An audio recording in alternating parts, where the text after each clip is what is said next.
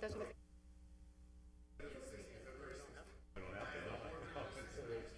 That's what they wanted. Yeah. Scheduled the night before. So I'll check into that, though. I'll check into So just remember, repeat the process. Just repeat the process, and then just do the process over again.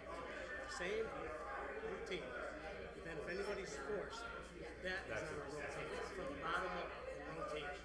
Right. They didn't repeat the process. So they went to the stage. They messed up. And Mark was in. And Mark knew, I think, that he shouldn't have. So he tried to say no. They called him over. They didn't call anybody in for 3 months. So when they called him, he wasn't going to say, "Keep clear." You know what I mean? I got to sign some stuff up here. I think I got a lot of stuff to sign. But you got to speak out. Yeah. First time.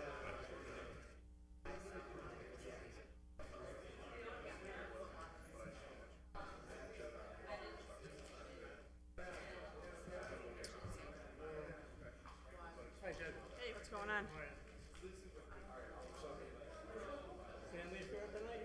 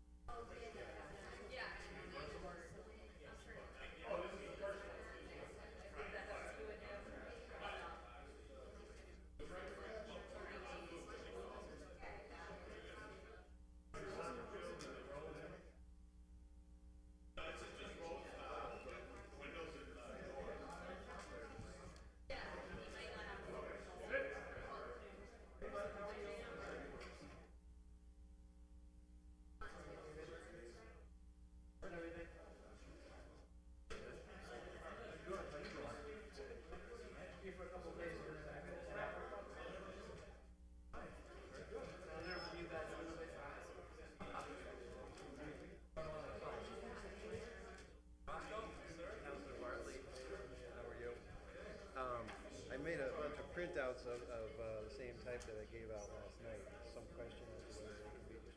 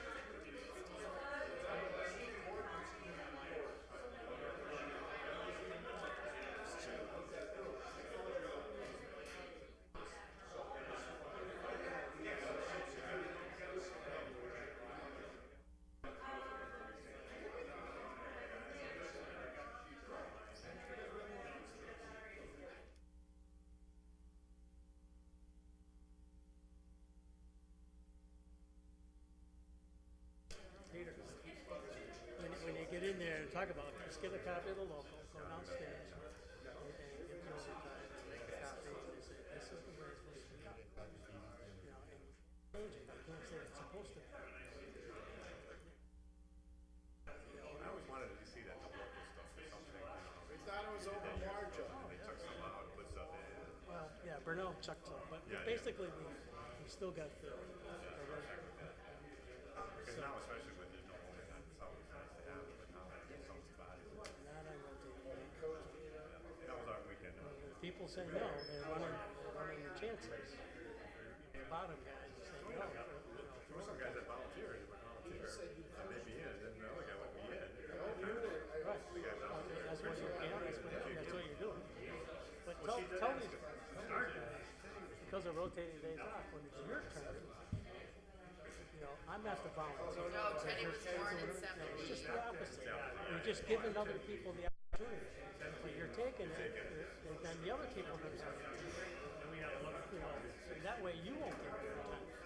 So let them know that. I don't know what you got to get. Oh, yeah. It's a teamwork there. Yeah, it's Just wait.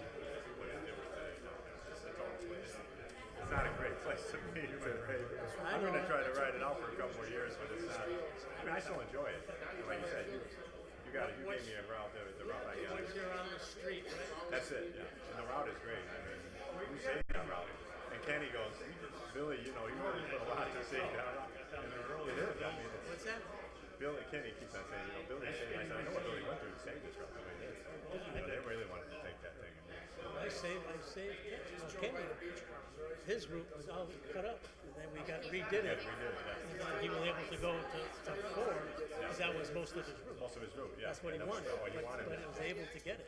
I don't know why he likes that, but he loves it down there. He doesn't work hard, nice and slow, Yeah, that's probably it. you know, he's meticulous. Ridiculous, yeah. Could you see him walking, you know, even on your route, or Benny's route, or on Northampton Street? No. Oh, yeah. No, I can't. Dying.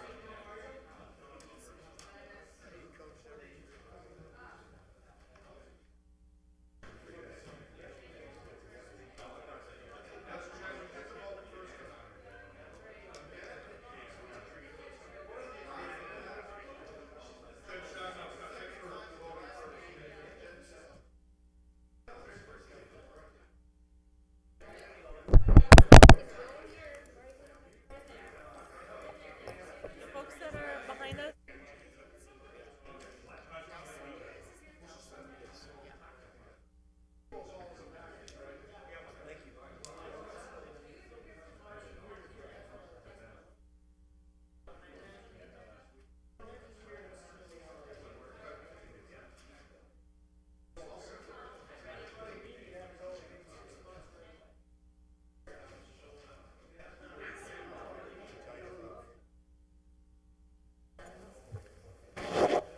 But these ones are on the agenda, so you don't have to. I do have.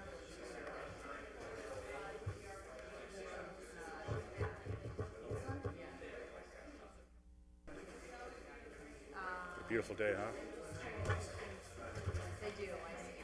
It's unreal. I'm just waiting for the snow now. That's what's scaring me. Waiting for the other foot.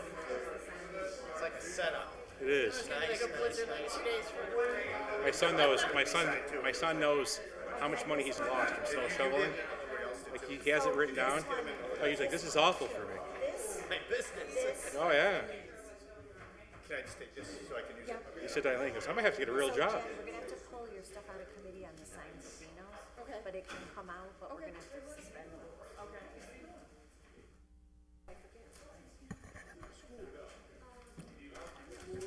Yo. You just have to sign it. Okay.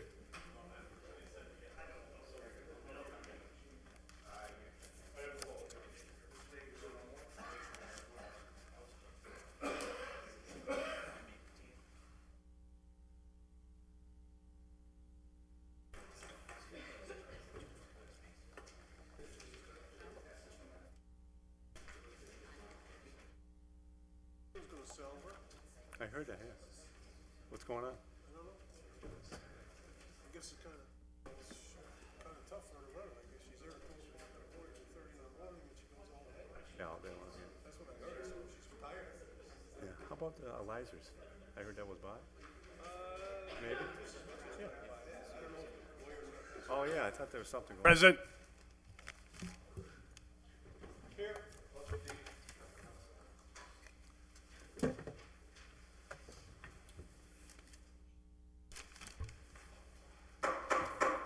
I'd like to call this February 2nd session of the Hoyoke City Council to order.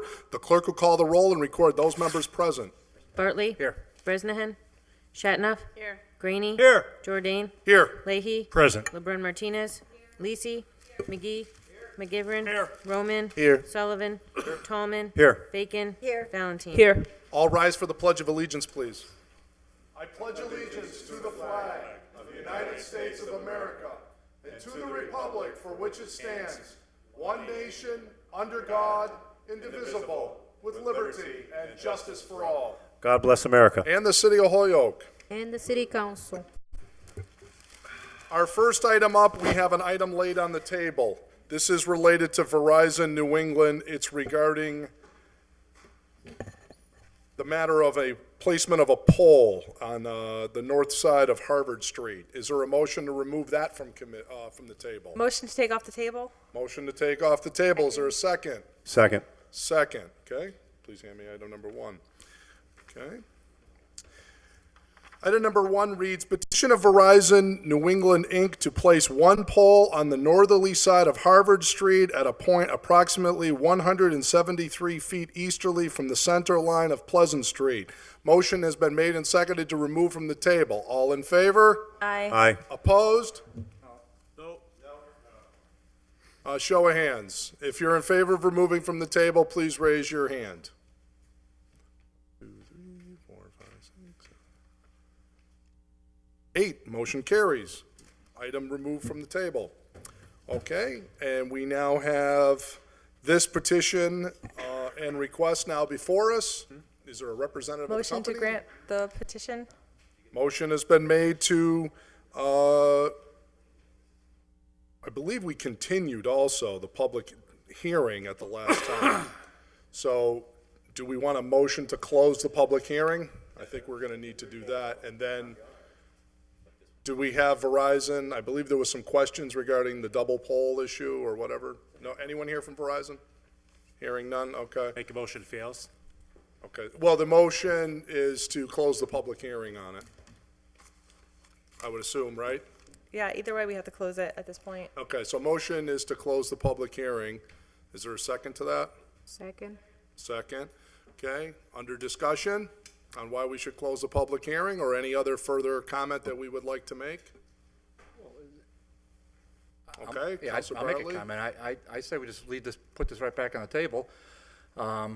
This is an obstinate corporation that refuses to respond to anybody, yet they come to us asking for consideration. So I say let them wait. Thank you. Okay, Counselor McGee? One, Counselor Bartley brought up an issue that he's been trying to get a response from Verizon with regards to the stuff in his ward. Made it clear to the gentleman who was here. Still no response. Also, I've received several emails and phone calls with regards to this pole. Somewhere under the assumption that it was a replacement pole. It's actually an installation of a new pole, which is kind of outside the scope of what people believe in the sense of what should go in the neighborhood. So we have constituents who are now learning of this, saying this is not what we want, and it's outside the scope of what should be in the neighborhood. So for me, I'm not going to support it based on a two-prong attack, which is, one, they don't even give us a courtesy to show up, and two, we now have neighbors who are actually understanding that, look, this is not what we want in the neighborhood, and don't install it. Okay, Counselor Leahy? Yeah, thank you. I agree with Councilor McGee. Just a quick question on the protocol. Were the neighbors that would be affected by this poll, were they notified of this public hearing? It's unclear to me. Oh, hold on. Reading the letter, Al Bassett says that a public hearing and notice to abutters is required. So I would therefore, this is Al Bassett, who is the attorney for Verizon, and I know Al is a pretty smart guy. Just happen to know Al because he used to work for the city. And I'd be surprised if he didn't send that notice, so I'm assuming, yes, Clerk McGee.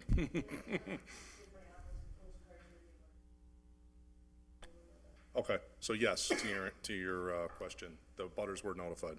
So would Mr. Bissett, Attorney Bissett, would he have a list of the butters that were notified? The He clerk's should. office should have it as well at Yeah, this and point.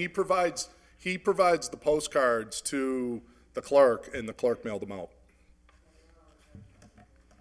And I haven't seen anybody officially, but I know, like Counselor McGee, I've had a couple Yeah, so if couple neighbors have expressed concerns to me. So. Right, because this is a new installation. Mm-hmm. This isn't something, so I think a couple of neighbors thought they were just changing the wires from one pole and putting it to a different pole. Yep. That was already there. That's not the case. All right, thank you. Okay, Counselor Greenie. Yeah, can I make a motion and we lay this back on the table till we hear from a respondent from Verizon to come in and talk to us? They haven't come in and talked to us, let them come in and talk to us and tell them what they want. Tell us what they want. The neighbors don't want it, we haven't heard from them. Let's put it to bed, put it on the table until they come in. Okay, I think we very well, that might be a great idea.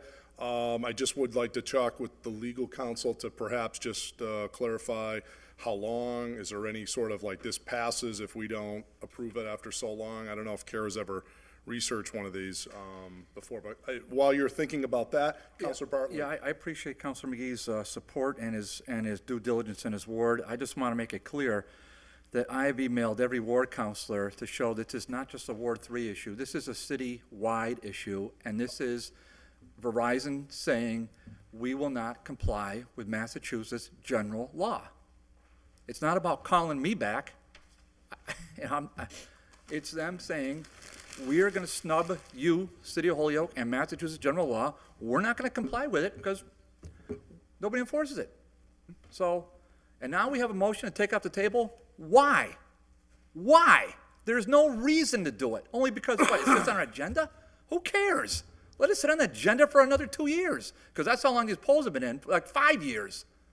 Let it sit there the whole time. Why? I mean, I haven't heard an argument as to why take it off the table, other than, it's extra ink that we have to spend. Is there a reason? I haven't heard it, Mr. President. Anybody else like to speak? Okay. There was a motion on the floor to close the public hearing on this. We now have a motion by Counselor Greenie to table. Law Department, do you want to weigh in on anything related to, is there certain time limits that we have to act on this, or anything like that, Kara? Or do you need maybe a little more time? Okay. Okay. So, Counselor Greenie's made a motion to table. Is there a second to that? Second. That's not debatable. So, all in favor of putting this back on the table? Aye. Aye. Opposed? Motion carries back on the table. Moving right along, we now have public comments. And I believe we have had four citizens that have signed up to speak at public comment. The first up is Bill Bevan of 18 Gilman Street. Bill, welcome. Hi, I'm Bill Bevan, 18 Gilman Street. I'm here to ask the council to say no on the the closing or opening up of Kmart Plaza from Whiting's Farm Road as people go off of Northampton Street. And rather than succumb to the violators, you should put a Jersey barrier or make it impossible for them to do it. And the reason is, so far, the don't block the box on Route 5 works. I live right on that street. But for some reason, the drivers ignore the solid line and they make 2 lanes. So people are not blocking the box, but they're still flying down on the right-hand side. So if you could keep them in that left lane and maybe extend the green light a minute or so you would get more traffic through it. Because once that green light goes, there's nothing to hinder the traffic. It just clears up. So it's all right at that light. And I feel that with Jerry Rome coming in and people coming down off the hill, they're going to be blocking that entrance. It gets very crazy. So I'm hopeful that you say no to that and work on the real issue of stopping them going through there and try to improve it on Route 5. I appreciate that. Thank you very much. Okay, thank you very much, Bill. Good to see you again. Next person on the list is Anthony Whitman of 184 Beach Street. Anthony, welcome. Good evening, everybody. Anthony Whitman, 184, 186 Beach Street. Here tonight talking a little about 416 Appleton Street and the lot there.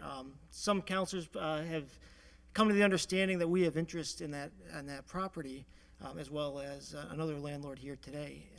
What's really amazing that I want to address in front of the council is how far things have come on that block, where now two people have a very similar and competitive interest in a parcel that was formerly abandoned and has been blighted for years and years.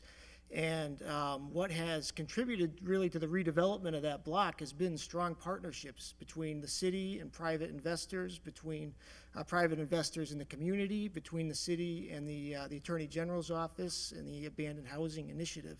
And I think everybody should just kind of pause and look at how all those pieces have come together to collectively do what individuals couldn't. And it's a process that I think we can replicate in other parts of the city through receivership, through the city selling its vacant city-owned lots to abutters, and through community awareness and a zero tolerance for blight and things. So thank you. All right, thank you. Next up, who signed up is Niles Kershane. Niles hails from 1164 Northampton Street. Niles, welcome. Good evening. I represent Stephen Bosco, who had filed a petition to purchase property at 416 Appleton, and correct me if I'm wrong, but we did come to an agreement, the two abutters actually, and so what we're looking to do at this point is ask that the sale proceed and have it proceed subject to an easement granted to Whitman Properties for 2 parking spaces. That would end any controversy over the item. It's number 16C on your agenda, and that way everybody wins. I too am very happy to be have played a part in the development of the Abandoned Housing Initiative program. We throw the word receivership around the city of Holyoke. Everybody thinks of the schools, but we're talking about the receiverships that are brought to the city currently through the AG's office, and both of these abutters happen to be very active receivers on the City of Springfield Housing Court receivers list. They're both active redevelopers of the city of Holyoke. So main point is we have a compromised position to allow this vote to go through, and I hope that we still have that deal, okay, because you didn't mention it. And anyway, that's basically all I have for comment. Thanks. Okay. Next up is Kirsten Beatty. Kirsten is a resident at 149 Central Park Drive. Kirsten, welcome. Yes, hi, thank you. I think in December I gave the messenger a letter about trying to get fluoridation taken out of Holyoke. As far as I know, it's still in the water. I don't know if all of you received the letter. I gave it in December. I think it was finally printed and given to you in last month. Am I correct? We received. What? Yeah. You did? Okay, good. I didn't know about that. Yeah. So after you spoke, you did a very eloquent job. I did some research. I filed an order at the people. It's been so long. I don't remember exactly who was in here, but we talked about the fluoridation and how much it costs to put in the city water. We had the data that showed how people, not only children, but people's teeth in general are doing much better. I did share your concern about how it was a carcinogen, and I think I even pulled some white papers on both sides of it, but we did have we had a public meeting. I'm sorry, when was the public meeting? When did you speak? It was probably soon I mean, after. that was months and months. That was Over over a a year, year probably a year ago. ago? That was over a year ago. Yeah, right? it was probably within a month or so after that. Yeah, I think after that I pursued the issue. So I'm talking about later. Okay. Now that I've pursued it, I think all of you should have received a copy of this, but I don't think anyone has, right? All right, well, I went to the meetings with the Holyoke Health Board and asked them to look at the literature. And after time, it took over a year. They came back to me and they told me no. Now, I know that the doctor, Dr. Moselle, told me he was okay with the idea of taking it out of the water based on all the evidence that I gave. I told him and I gave him information that it could cause hypothyroidism, autoimmune problems, hip fractures, and in fact, I gave some of the statistics from the state of Massachusetts that Holyoke has, I think, 855 hip fractures, and in East Hampton, it's 491, and Springfield, it's 442, and that is a statistic that they just had like three years ago, and it's probably because of the fluoridation. And the problem with the fluoridation is when the Holyoke Health Board went and looked at the evidence, I went in and said, I want to have all the information that you looked at.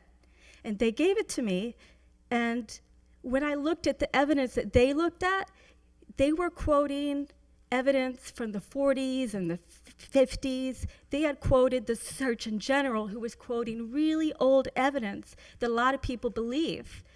But the literature that's out there now is that Harvard and these huge research journals are coming out that it can even cause neurological problems in kids, ADHD. Kirsten, you got about 30 seconds. So, if you could just start wrapping so up. I guess my question is, the doctor was okay with changing it, but the other two people, Patricia told me she didn't want to change it because it had always been that way.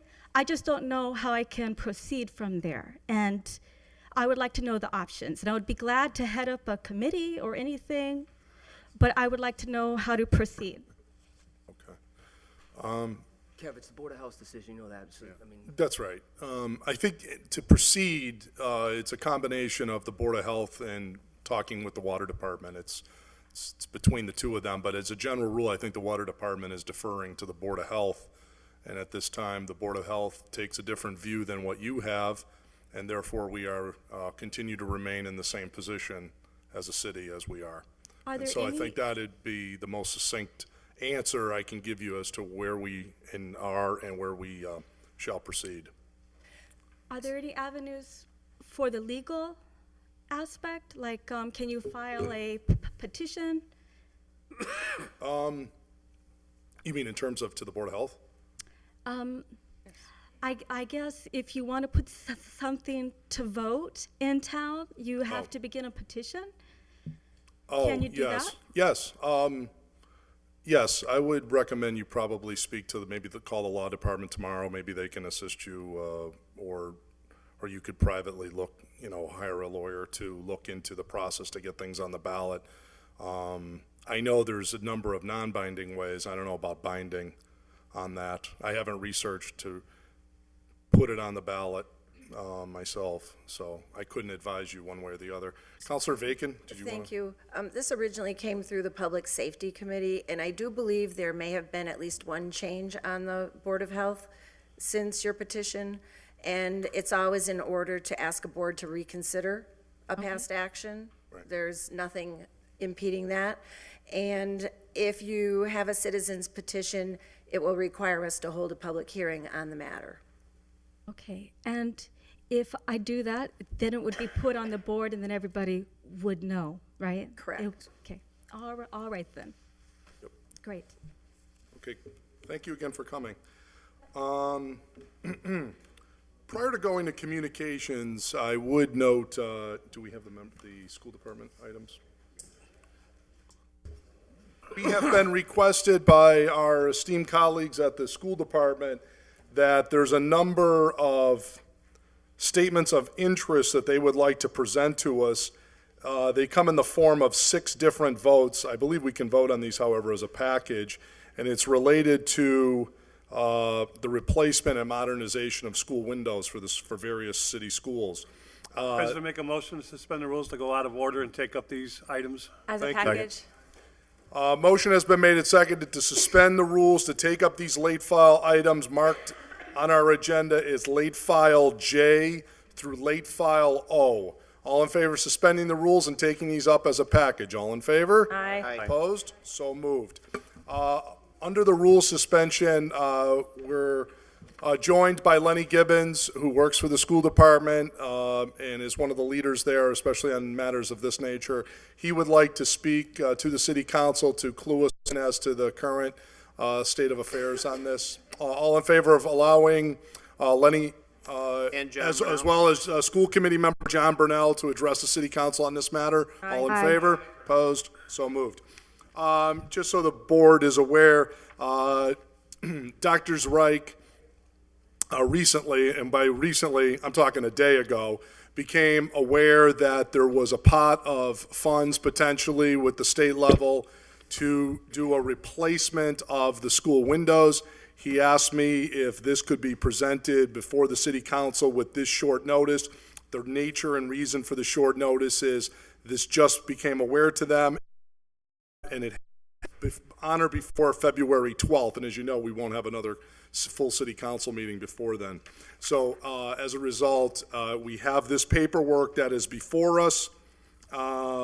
It should be noted that there is no requirement of a financial commitment whatsoever.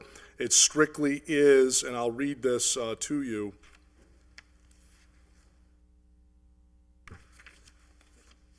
A statement of interest dated February the 12th, 2016, and then it lists the various schools, which describes and explains the following deficiencies and priority categories for which an application may be submitted to the Massachusetts School Building Authority in the future. Priority 5, replacement or modernization of school windows and doors to increase energy conservation, decrease energy-related costs in a school facility, and hereby further specifically acknowledges that by submitting this statement of interest form, the Massachusetts School Building Authority in no way guarantees the acceptance or the approval of an application, the awarding of a grant, or any other funding commitment from the Massachusetts School Building Authority, or commits the city, town, or regional school district to filing an application for funding with the Massachusetts School Building Authority. And then there is a documentation of our vote, which will be by roll call vote. Having said all of that, I recognize School Committee Member Burnell as well as Mr. Gibbons, whoever would like to speak. All right, thank you very much, President Jordan and members of the City Council. Just like Kevin said, Dr. Reich called me yesterday morning looking for Kevin's number because he had gotten a call from somebody from the MSBA encouraging the city to put an application in for this. This isn't something new. It's always been on our capitalization wish list to do, and they had called Dr. Reich yesterday to say we encourage you strongly to submit them. So that's why he got a hold of Kevin. I know we don't like to do these things so late, but it is just for you can give us permission to go forward with the project. Lenny will tell you the steps afterwards, but it is an 80% reimbursement. If you look at the schools you're looking at, it's kind of ironic that our oldest school, Metcalf, is not on there because that has the newest windows of probably the whole district other than the high school. But the rest of them, Kelly, Sullivan, Morgan, Donahue, and McMahon, and Peck as well. So if you just even drive by McMahon, you can see the from Westfield, from Homestead, they're all the plexiglass windows that they replaced over the years. So it's going to help us with safety for the kids, but also energy efficiency as well. So I'll let Lenny explain more, but I thank you for considering this tonight. And I just want to recognize Ward 7 School Committee course, Shane down here as well. We won't let him talk because those lawyers drag on for a while, but we'll turn it over to I assume, Lenny. Niles, you're in favor of this, needless to say, of course. Lenny? Good Welcome. evening, everyone. Thank you for taking this up at such short notice. As John was saying, that this is a capital improvement that will have a long-term gain in energy efficiency for all the school buildings and actually reduce our energy costs within the city if we do get the funding. For the new board members that are not familiar with the Massachusetts School Building Authority, which is referred to as the MSBA, this is the first step in the process in order to gain the funding. And the statement of interest is just saying that the city on a whole, with the school department and the city council, want to look at these projects. There's no commitment to any kind of funding. It's just to get them in to look at these projects in order for possible funding down the road. And as John was saying, this is, in our district, we get an 80% reimbursement for these capital projects. So it's a good investment to the city. Okay, any questions? Counselor Graney? Question, I just move to approve, that's all. Okay. Motion's been made. Is there a second? Second to approve all of these statements of interest. Any other discussion? Okay. Hearing none, the clerk will call the roll. A yes vote is in favor of adopting these statements of interest. A no vote is to deny them, and that's going to be all because we're voting them on as a package. Clerk will call the roll, please. Shatnoff? Yes. Greenie? Yes. Jordan? Yes. Leahy? Yes. LeBron Martinez? Yes. Lisi? Yes. McGee? McGivern? Yes. Roman? Yes. Sullivan? Yes. Tallman? Yes. Bacon? Yes. Valentine? Yes.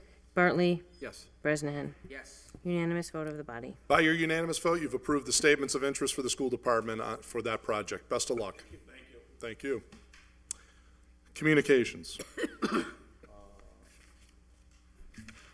Communications, we have item number 2. Item number 2 is a communication from the mayor. It's a letter appointing Catherine Jakowski as the temporary tax collector effective January 9th, January 29th, 2016. Receive and adopt. I don't believe a confirmation is required for this, so just receive, I think would be appropriate. Motion is to receive this, and it should be noted this, as you know, this is under Chapter 41, Section 61A. This is a 30-day appointment, and she will be paid the salary, $61,270. I've also been notified, not mentioned here, but that she has resigned her position at the treasurer's office in order to hold this position, in that one is not allowed to hold both positions. So just be aware of that. Any other discussion under motion to receive? Hearing none, all in favor? Aye. Mr. President, Yes, I'd Councilman. like to make a motion to suspend the rules to take up item number 16C. Second. There's several people in the audience, one who has brought it to our attention that he has another commitment this evening. Okay. 16C is the DGNR report, sure. Thank you very much. Okay, motion's been made. Is there a second to suspend the rules? Second. To now proceed now to item number 16C. All in favor of that? Aye. Opposed? So moved. The Committee on Development and Government Relations, to whom was referred an order that the City Council, in accordance with Massachusetts General Law, Chapter 30B, and the Hoyle Procurement Ordinance, consider an offer from Stephen Bosco to purchase a parcel of land located at 418 Appleton Street for $4,600. Said property is described in the Hoyoke Assessor's Record as Map 61, Block 2, Parcel 14, consisting of approximately 2,526 square feet of vacant land, more or less, and is more particularly described in a deed recorded in the Hampden County Registry of Deeds, Book 17393, page 73. The property zoned DR, Downtown Residential District, and has an assessed value of $4,600. There is a letter from Mayor Morse, and additional information has been submitted to the council. There's also a letter from Mr. Bosco proposing to use this lot for parking. The committee has considered the same and recommend that the order be adopted. Councilors Bartley, McGivern, Tallman, and Roman. guess I'll make a I motion. only have the first letter, by the way, of Bartley, so I'm assuming that's a correct My statement. pen, think, ran out of ink. Yeah, It's okay. Just- I'm trying to save ink. We waste so much ink on these agendas here with, making If it motion pleases to the chairman, I can make the motion, and he'll Uh, explain in a minute. Well, I'll make the motion. Okay. I'll make the motion. It's a motion to approve receive the committee report and to allow the property transfer. Okay. Second. So a motion's been made and Second. seconded to receive the committee report, to adopt it, which would allow for the sale of this parcel to Mr. Bosco for the amount of $4,600 under discussion. Mr. Bartley. Yeah, so we're, I mean, I have a committee report on this, but I don't know if it's, Mr. President, if it's moot. I'm going to make a motion to suspend the rules for a second and Second. allow them to speak. Not that I want them to speak, but I'm going to give a half committee report, but I'll make a motion in a second. So this I appreciate the editorial, but we had a 4-hour meeting last night, and so it's not easy to summarize 4-hour meetings in 30 seconds. But no, I know it's all good. So they came before us once. This is a little tiny pocket parcel directly across the street from the YMCA. It abuts a little park at the corner of Beach and Appleton Street. So what happened in this situation is the applicant, Mr. Bosco, somehow he approached the mayor, or the mayor approached him, I'm not sure which one it was, and an offer was made and an offer was accepted for the city, accepted by the mayor to sell a city lot to Mr. Bosco. So we had a good discussion in committee. The committee voted 3-2 to allow the transfer to happen. I happen to be in the minority, but I think I can summarize the committee's agreement, support for this. They felt that it did abut Mr. Bosco's property at 179 Pine Street. They felt like that was the only offer on the table, and it'd be great to get a parcel back out into private hands. So and if they want to change that, they can change it. I opposed it for different reasons, and I'm going to put this side deal that I haven't seen written to the side, and I got to be frank with you, I'm not going to vote for the side deal tonight because I haven't seen it written, Mr. President. So regardless of what they're saying, I'm not going to vote for it. And I'll make another comment about the advocacy on this right now, or in a minute. But though from the start, this was an inside deal. This property was not in any way advertised to the public. Nobody knew. Now, if you do your due diligence and you research every parcel in the city, all 10,000, you can probably figure which ones are abandoned, which ones are the city owned. But it was never offered to the public and never offered to any abutters. No abutter was notified. There was nothing in the public done at all on this. So I want that real clear. Second of all, now, Mr. Bosco, he's an excellent businessman. He's a credit to the community. He offered a fair price. The simple fact is, we have a written offer, at least in this body, for a higher price. Now, we had one member say last night, I don't care about more money. One member actually said that on the microphone. I don't care about more money. I disagree with that, Mr. President. In our due diligence, we should be getting the highest and best offer. So, but a member offered differently, that's fine. That's their opinion. Third of all, as far as abutting goes, it is technically true that the lot in question, which is on abuts an alleyway, technically it goes to the center line of an alleyway, your property line. And so technically it is true that the lot in question abuts 179 Pine Street. By the technical reading of the law, that is absolutely true. In the real world in which most of us live, it does not abut the property. It's divided by an alleyway, a clear alleyway that goes right up. It's actually abuts 184 Beach Street. How about that? Where a normal person would see it abuts Beach Street. Another issue we're having, and I'm going to close in 2 seconds, is the receivership program. Mr. Bosco is an excellent receiver. Again, he's a credit to the community. He's a good businessman. But we have a receiver who's now taken 184 Pine Street, a disaster, and now made it into a lovely home where tenants are residing. he needs the parking. There is no parking allowed on Appleton Street across from the YMCA. There is limited parking behind his house, and there's virtually no parking on Beach Street. And then finally, Mr. President, I'd be completely remiss if I didn't let this body know about the whole irony of the situation. It's absolutely beautiful. And I'm going to make it real clear to the public just how ironic this thing is.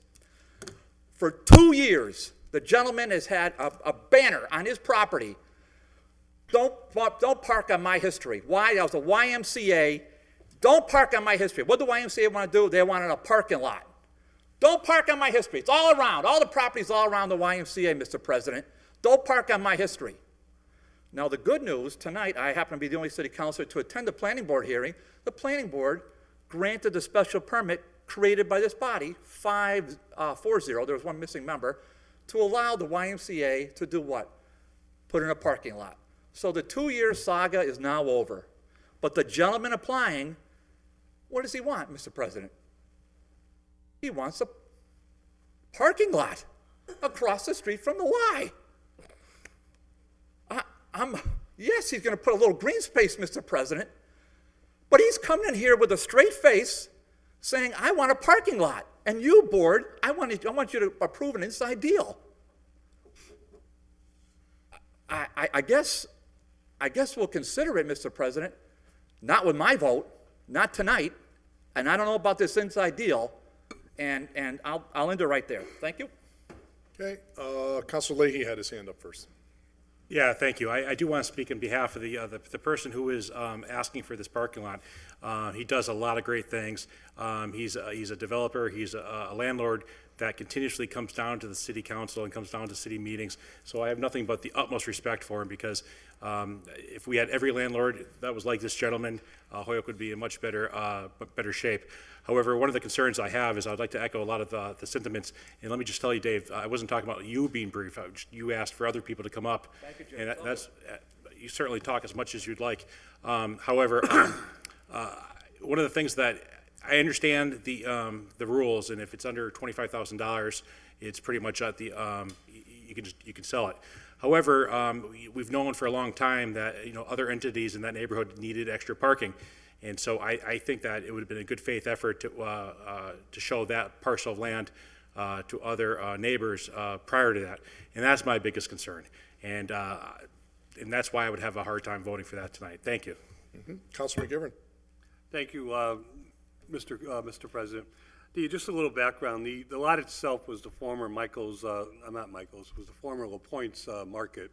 It was a 2-3-story building, I remember, with a couple apartments above a market that stood there for years until we lost it in a fire. It was vacant for many years, went beyond the years for a non-buildable lot to be built back on. And the reason I know that is when I represented Ward 4 back in the 80s, a group of neighbors in the area, and with some help from the YMCA, wanted to build a park on that corner and make it a passive park for sitting. And they worked very closely with the Parks and Rec Department, the DPW, and the City Board of Aldermen at the time. And that's how that park came to be. We actually tried to acquire this land for the city because it was still privately owned. And when we did so, a quick sale had taken place, and a couple of owners wanted more money than what the city thought the land was worth because it was non-buildable. They thought it was worth more in the area of $50,000, $60,000. A buildable lot wasn't even worth that much at the time. But there also was a tree on that property that they had torn down, and a guy knocked on my door one day and said, "Do you know who asked for this tree to be torn down?" I said, "No, I don't," and they didn't pay the bill. But eventually the city did get the lot long after the park was built, and thus it's been sitting there vacant for some time. Councilor Leahy said it, 30B puts it in the mayor's hand to negotiate property transfers under $25,000. Do not have to be advertised, do not have to do anything. I fully agree with what Councilor Leahy said, that abutters should be notified. We had a similar situation somewhere in the 90s up on Route 5 going towards Smith's Ferry, where it was a simple deal where a sliver of land was given to an abutter at a reasonable price. and two other abutters said, well, why wasn't I made at least the chance to make an offer ourselves?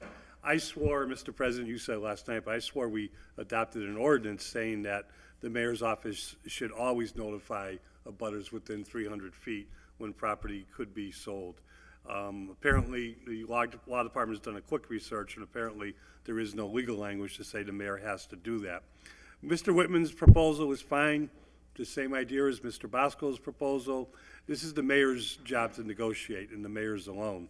The mayor negotiated with Mr. Bosco, regardless of whether there's a compromise deal to allow Mr. Whitman's property to have a couple parking spaces, which it sounds like there is. This is the mayor's job to negotiate. The mayor put it in front of us. It's a fair offer in terms of dollars, and I think it's a blight that, you know, needs to be cleaned up. And with the mayor's proposal before us, I support, although I support both men, I support the proposal that's before us in respect to the mayor doing the negotiation. Thank you. I was wondering if the chair could confirm for me that in the DR, Downtown Residential District, to actually use the parcel for parking, they would also need to apply for the special permit that we had created last year. Do you know if that's Just to sure, I haven't researched that. Do you mind if we suspend the rules to just ask for a legal opinion from Kara? Second. Second. Motion's been made and seconded to suspend the rules to allow the law department to address this on the issue of By right. parking at this location. Does that have to receive a special permit prior to being granted? So, all in favor of granting that motion? Aye. Opposed? So moved. Actually, I don't have the language that you adopted in front of me, so I don't have the language you adopted, so I can't answer that. But, you know, certainly if the transfer goes through, it would be subject to anything that is on the books. Okay. Sorry. Thank you.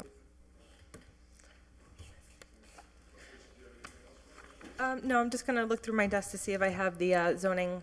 Anybody else like to be heard on this issue, Council Tomlin? Yes, I just want to weigh in on this issue, and I respect the chairman, Mr. Bartley, and his passion for this order, this transfer. I've known Mr. Bosco for a number of years, and I'll agree with my colleague, Mr. Lay. He's a good landlord. He's done a lot for the city, a good receiver. This came before us last night, and I spoke to Mr. Bosco, I think last summer or last fall, about a couple properties he was looking at. I think one was on Beach Street, and one was on Appleton Street, which is this one right here. And at that time, I went by it and saw the overgrown grass, and I guess it's been vacant for many years, at least probably 10 years. And when I saw this amount that was assessed, $4,600, and he offered $4,600, it just made common sense. When he came before us last night, Mr. Bosco said that he'd be willing to give up some of that lot for a couple parking spots for Mr. Whitman, and Mr. Whitman already had 4 spots behind the building at 184 Beach Street. So I think it's doable. I think it makes sense. It takes a blighted lot. It takes an area of the city that is not being utilized, puts it back on the tax rolls. City gets some money for it. We get some off-street parking. And Mr. Whitman has a couple spots there, and it really beautifies that area and that street just a little bit more. Thank you. Thank you. I just wanted to say for the record that Mr. Bosco actually had these orders first came to our attention last summer. And I know this because I was on the DGR committee at that point, and this parcel is in Ward 4, so I was definitely aware of the conversations that we were having about it and when it was sent to committee. And I'm just looking at my email right here. July 17th is when one of the dates that I can see in my email here, where we were wondering, you know, when these orders were going to be taken up by the council. And we also had the whole summer break, and I remember clearly asking, you know, kind of how much leeway did we have based on the very limited agenda that we had for summertime. So this is, you know, this is not anything new. This has been since last summer. And I understand and appreciate Mr. Whitman's interest, But that interest didn't come until way after we had seen this offer. So I just wanted to say that for the record because, there's conversation about, we have two offers, we have this, we have that. I think it's important to mention that Mr. Boschko has had these conversations with us in one way or another since July of last year. So it's nothing new. So I just wanted to say that for the record. Thank you. Yeah, it was the other dissenting vote last night, and it's good to see that the two gentlemen have come together in agreement on this, and like everybody's discussed, to get a blighted property moving along. The problem I still have with it is we had another offer come along without any advertising at all, just with two people that happened to share the same interest in it. And one offer was higher than the other. And now they've reached an agreement. We're taking the lower offer.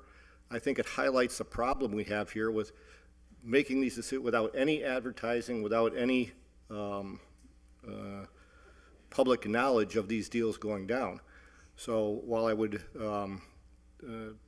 now change my attitude towards this and favor a vote on it, it's something we have to address going forward so that we don't spend number one, miss other opportunities. Who knows who else may have come forward had it been advertised. I don't think that seeing people bid more for assessed value is a bad thing for the city. I think that's a pretty good thing. I think it's a good sign. And we ought to help these guys out. They're doing a great job, move on, but as a body, address this going forward. And also to note, so that we don't waste as much time in committee and everything going back and forth with this has been taken up by this one. Any other discussion? Okay. If not, the clerk will call the roll. Motion is on granting and approving the committee report and approving the sale to Mr. Bosco of this parcel in the amount of $4,600. Shatna? No. Graney? No. Jordan? No. Leahy? No. LeBrun Martinez? Yes. Lisi? McGee? No. McGivern? Yes. Roman? Yes. Sullivan? Yes. Tallman? Yes. Bacon? No. Valentine? Yes. Bartley? No. Bresnahan? No. 7 yeas and 8 nays. By your vote, you've denied the sale. Moving on to item number 3. Item number 3 is a communication from the mayor. It's his letter appointing Anicia Asaza Figueroa, 4 River Terrace, Apartment 2, to serve as a commissioner of the planning board for the city of Holyoke. Ms. Asaza Figueroa will serve a 3-year term. Said term will expire on June the 30th, 2018. Receive, send to public service for a interview. Motion's been made and seconded to receive and refer to the Committee on Public Service. Any discussion? Hearing none. All in favor? Aye. Opposed? So moved. Item number 4. Item number 4 is a reappointment of Jeffrey Haran of 100 Southampton Road, Holyoke, Mass. 01040. Mr. Haran will serve a 3-year term on the Conservation Commission. Said term will expire February 1st, 2019. Receive and confirm. Second. Motion's been made and seconded to receive and confirm. Any discussion? Hearing none. All in favor? Aye. Opposed? So moved. Item number 5. Item number 5 is from Brenna Murphy McGee, our city clerk, as well as Ryan Allen, our administrative assistant, and that is the city council minutes of January 19th. Motion to accept the city council minutes as presented and written. Thank you. Motion's been made and seconded to receive and to approve the minutes of January 19th. Under discussion, Councilor Roman. Yes, Mr. President, I've already spoken to Ryan about this. I just wanted to correct on page 3 under the minutes, my statements with regards to hot topic of the evening, cell phone towers. I just wanted to correct for the record that I mentioned that the applicant did in fact reach out to the Delaney House D Hotel and that they had stated that it wasn't an option. Okay, so let's just so we get this right, as by way of an amendment. Currently reads, Councilor Roman also spoke against the project. stating it doesn't seem the applicant looked elsewhere, including the D Hotel itself, to place the cell tower. You would like that to say? That in fact, I was stating for the record that the applicant had in fact reached out to the D Hotel to place a cell tower there. Okay. So,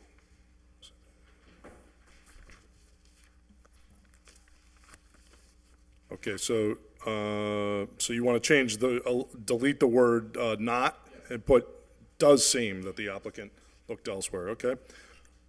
Motion from Councilor Roman, is there a second? Second, to delete the word not in the third line of page 3. Any discussion? Hearing none, all in favor? Aye. Moved. The word not deleted.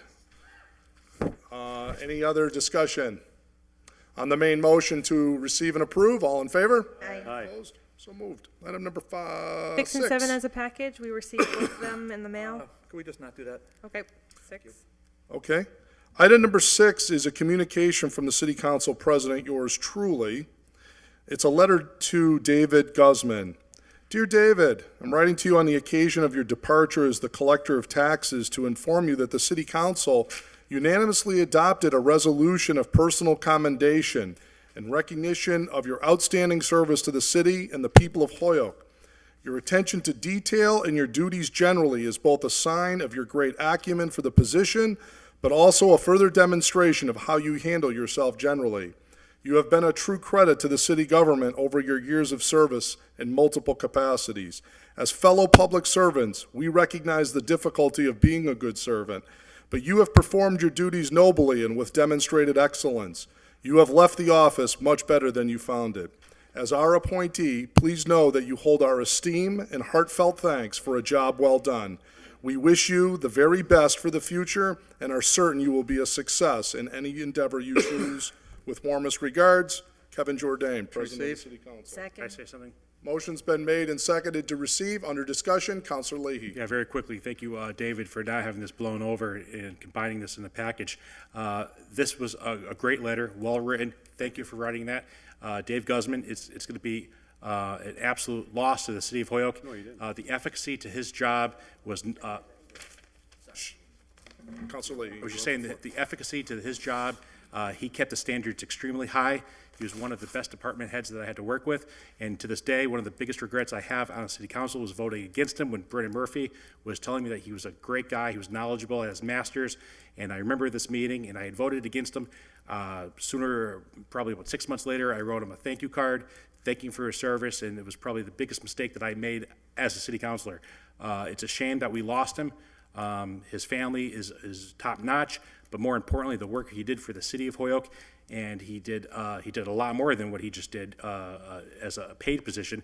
He also volunteered as a football coach, and my son was on the JV varsity team this year, but half the time he was in the JV.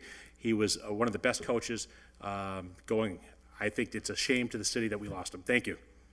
Under discussion, Councilor Graney. Quickly, just to mention, David was a fine young man, fine athlete at Holyoke High School. He's one of our own, a Holyoke High School graduate, and it's a tragedy that we have to lose him. Councilor Bartley. Mr. President, it was my simple motion to give a letter of commendation, but your letter really went right to the heart of things, so I want to thank you for that. Councilor Leahy's son, Brendan, is not going to be on JV very long. He's on varsity. I'll tell you what. Seeing him at the Y is like, holy cow. And then just my compliments to Dave. As far as my short tenure here on this board, he's just been a tremendous asset and a great help to me. So be sorely missed. Thank you. You're here. Any other discussion? Councilor McGivern. Just for the record, Councilor Leahy's son has already passed him in his achievements as far as football goes, but That's true. He lasted longer than 3 weeks. I can tell you that. Jimmy was an artist. I could just echo the words, well done, well written. And I think what everyone said is we're going to miss Mr. Guzman, and just happy to hear he's landed his feet in a good job that might in the long run be better for him, but it's a loss to the city of Holyoke. Agreed. Councilor Tallman. Yeah, Kevin, great job. Well written, great letter on behalf of the council, and we are definitely going to miss Mr. Guzman's work here and his dedication to the city. Thank you. Yes. Good person. He was always very, very easy to work with, always very approachable to me and anybody Never, ever had a complaint about David in his tenure here. Quickly, Counselor Kevin, Graney. who was your composition teacher at Holyoke High School? You and many of your colleagues up there at the English department, HHS, class of '89. Yeah.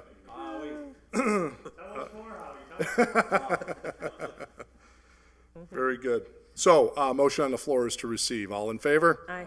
Also moved. And now we go to item 8. 7. Oh, excuse me, mea culpa. Item number 7 from another one of our dear friends and department heads, Alicia Zeller, Administrator of the Office of Community Development. It's a letter regarding the FY16 Community Development Block Grant. It's the applications that have been put forward, and there's a whole bunch of requests, and I think they have about $1 million-ish, I think, to give away this year. Receive, send to DGR. Yep. Motion on the floor is to Second. receive and to send this to the DGR committee. Under discussion, Counselor Bartley. Thank you. Very briefly, we will have a committee hearing on the 29th of February, but it will not be about CDBG. But I forwarded an email to all the committee members and the council president and the administrative assistant. So we're hopeful that, because of timing issues, I mean, this committee has to meet the 29th. We're turning into like a mini ordinance, but we have to meet again in early March, hopefully the 7th or the 9th. So if the committee could just look at their calendars and circle back to me, I'd appreciate it. Thank you. Okay. And I think we also have another announcement, which is through the tutelage and maybe arm twisting of the chairman, our esteemed Counselor Sullivan has agreed to be our Citizens Advisory Council representative for CDBG. And we thank you, Michael, for doing that. That's much appreciated. And I'm getting over the dislocation. Any other thoughts on this, on CDBG application? Okay, all in favor, send into DGNR? Aye. Opposed? So moved. 8 through 11 as a package, suspending the Motion's been made and seconded to suspend the rules to take up items 8 through 11 as a package. Thank you. Okay, items 8 through 11. All in favor of taking those as a package? Aye. Opposed? So moved.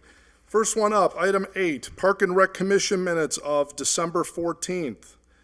Item number 9, DPW minutes of December 14th. Item number 10, Sewer Commission minutes of December 14th. Item number 11, Stormwater Authority minutes of December 14th. Motion to receive would be in order. Motion to receive, second. Motion's been made and seconded to receive. Any discussion? Hearing none. All in favor? Aye. Opposed? So moved.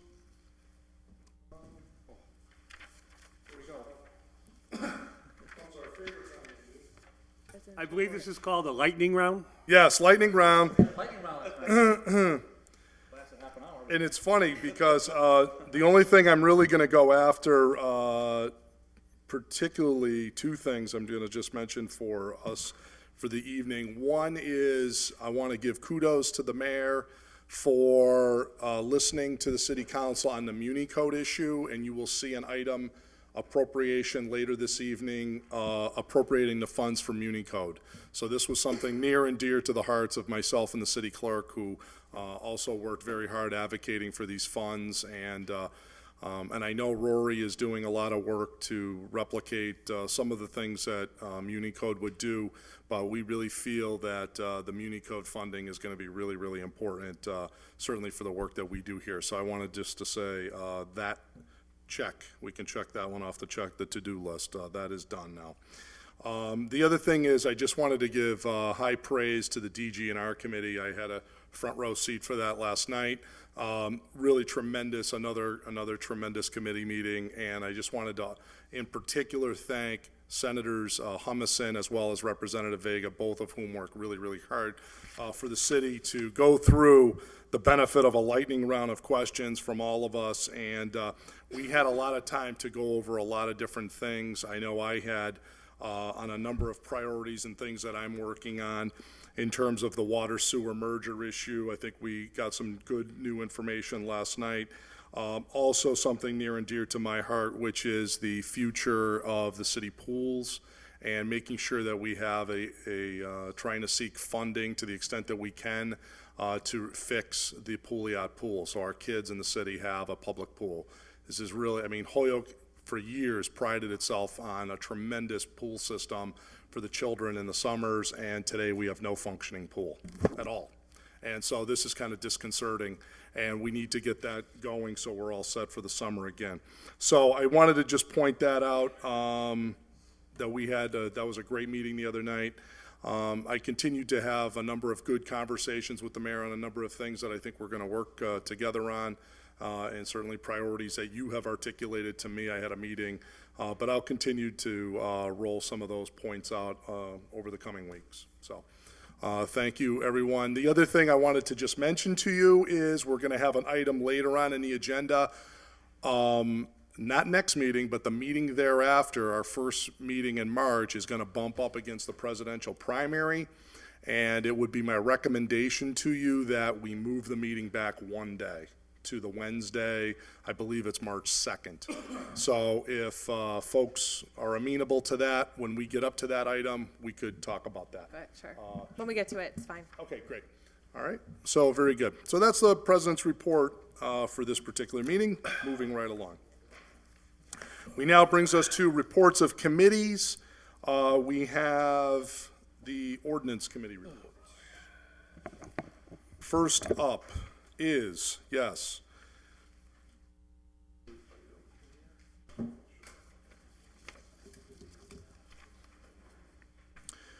Okay, the Committee on Ordinance, to whom is referred an order that whenever a state or federal statute or regulation calls for local approval of any law, for applicability in the city of Holyoke, that local approval shall only be granted by the city council. Have considered the same, recommend that it be adopted. Councilors Vacan, Shatnoff, Bartley, and Jourdain. Mr. President, Yes. due to technical feedback from the legal department, I would ask the council to suspend necessary rules so that we can take this matter out of committee, and then I'll explain further. Well, it's actually out of committee, but I think what we want to do is suspend the rules so that it doesn't have to go back to committee. Let me just review. Okay, keep out of committee. Keep out of committee, and that would be Rule 37. The law department was not pleased with some of the final language on this, and I am submitting a revised language, which appears as on your desks, Jourdain amendment, and it states the new revised language that I'm going to be offering, and then the motion would be not to send it back to committee. So, Councilor Vacan. If I could get a second on the suspension. Second. Okay. Then. Yeah, sure. Motion to suspend the rules to take up action without sending this back to committee, and therefore suspending Rule 37 for this meeting for this purpose. All in favor? Aye. Opposed? So moved. Councilor Lisi? Did you want to say? Yes, thank you. I was just having a quick question. Did we receive that letter from the legal department as a communication, or is it late file? Like where? She emailed it to us. Did you also put it on the agenda? It's a late file. It's a late file, so maybe we should also address Take that. that up with it, yeah. No, she sent it by email to everybody.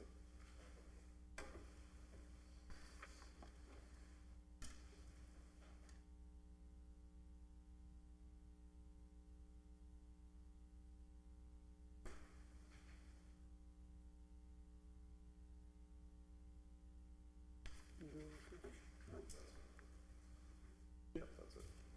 Thank you. Yeah, it's marked late file R. So you want to suspend the rules to take up late file R now as well? Please. Second. Okay, all in favor of suspending the rules to take up late file R as well? Aye. Opposed? So moved. Okay, so we now have both of these before us. Go ahead, Councilor Bacon. Thank you. So the concern from legal was that it totally addressed it in one broad sweep, and the intent of the committee was only to address it in the aspect relative to ordinances where it was not stipulated by state statute otherwise. So the amendment that is on the floor proposed by Councilor Jourdain is that wherever a statute is to take effect upon its acceptance by the city of Holyoke, this acceptance shall be, except as otherwise provided in the statute in Holyoke, by vote of the Holyoke City Council, subject to the charter of the city of Holyoke. And so I am offering that amendment. Second. Second. So that amendment is been made and seconded to replace the language in the original committee report. All in favor of that amendment? Aye. Opposed? So moved. So And we're now so back to the main. we're back to the original motion, and the recommendation of the committee was that this order be adopted, and it's to avoid confusion as we are dealing with these matters going forward. And your motion is to pass first reading? Yes, the motion is to pass the first reading. Okay, is there a second?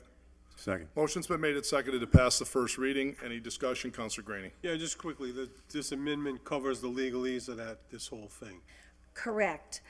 Initially, it said shall only, and that was too overreaching, and this amendment clarifies that intent. Okay, thank you. Counselor Lisi? Can we actually get a suspension of the rules? I mean, we are under suspension, but also ask Kara to clarify whether the amendment meets the specifications that she lays out in this letter? Sure, if that's the wish of the body. Is there a second to that? Second. Okay. Motion's been made and seconded to, although she already gave us her written commentary on it, but all in favor of suspending the rules? Aye. Aye. Opposed? So moved. Kara?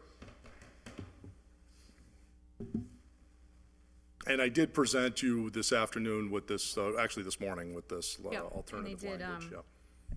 I did send an email back late this afternoon after I had a chance to look at it. I did still have a concern that the language, if adopted, would actually be in violation of the Home Rule Amendment, because that amendment provides that cities and towns can only act in summarizing, but basically that cities and towns can only act in regards to areas that the legislature has not acted in, and by enacting Chapter 4, Section 4, which spells out how statutes can be adopted, the legislature has acted in that area. I recognize the language of the amendment essentially mirrors the language of the statute, but where there's already a statute on point, the legislature would have addressed that, and that is the point of the Home Rule Amendment, which only grants cities and towns certain powers. So, certainly Rule 37 of the council's rules does allow the council to pass an ordinance over the objection of the solicitor, and to pass it, and it wouldn't be signed as legal form, so. But you do agree that it mirrors Chapter 4, Section 4? It just changes the word municipality and inserts Holyoke? Almost. I think there was a few words that were missing, but it essentially it does. It's not word for word. All right. Any other discussion, questions? Counselor Tom? Yeah, Mr. President, could you just somehow, and then for people listening at home, try to explain what this actually means? I mean, putting this in there, give an example so everybody can understand. Absolutely. Yeah, happy to.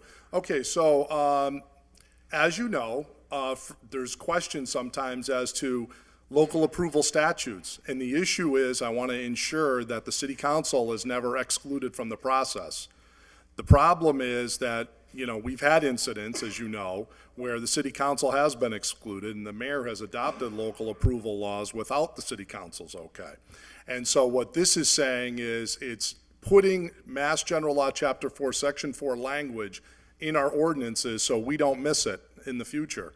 And that this exactly says the exact same thing as what the state law says, and therefore, going forward, city council, and she raised a couple points which I thought were good points. One was that the language specifically says unless otherwise provided in another statute, so that's in there. And the other point that Kara made, which I thought was a good point, which was subject to the charter of the city of Holyoke. So in the original right, those two provisions weren't in there. Those are now in the final version. I think what Kara's point, and I don't, she can speak for herself, but I think what she's trying to say is, well, if the even though you made all these corrections, if the legislature passed a state law, then, can you pass an ordinance to replicate the exact same thing that they just said? And my point is, it's an adoption of a statute that says the exact same thing as what Massachusetts general law says, and we're just saying that applies here in Holyoke. And so the clear point here is that whenever we have local approvals, if they're required by state law, they will have to have a vote of the city council if the state law requires that. And that's exactly word for word what I put here, so that there's no ambiguities in the future. Okay, thank you. Yep. Okay. Any other discussion? All right. All in favor of passing the first reading? Aye. Opposed? So moved. Motion to pass the second reading? Okay, motion's been made and seconded to pass the second reading. Any discussion? Hearing none. All in favor? Aye. Opposed? So moved. Motion that the passage be ordained. Okay, motion's been made and seconded that the passage be ordained. There is no further discussion. The clerk will call the roll. A yes vote is in favor of adoption of the ordinance change, and no vote is to deny it.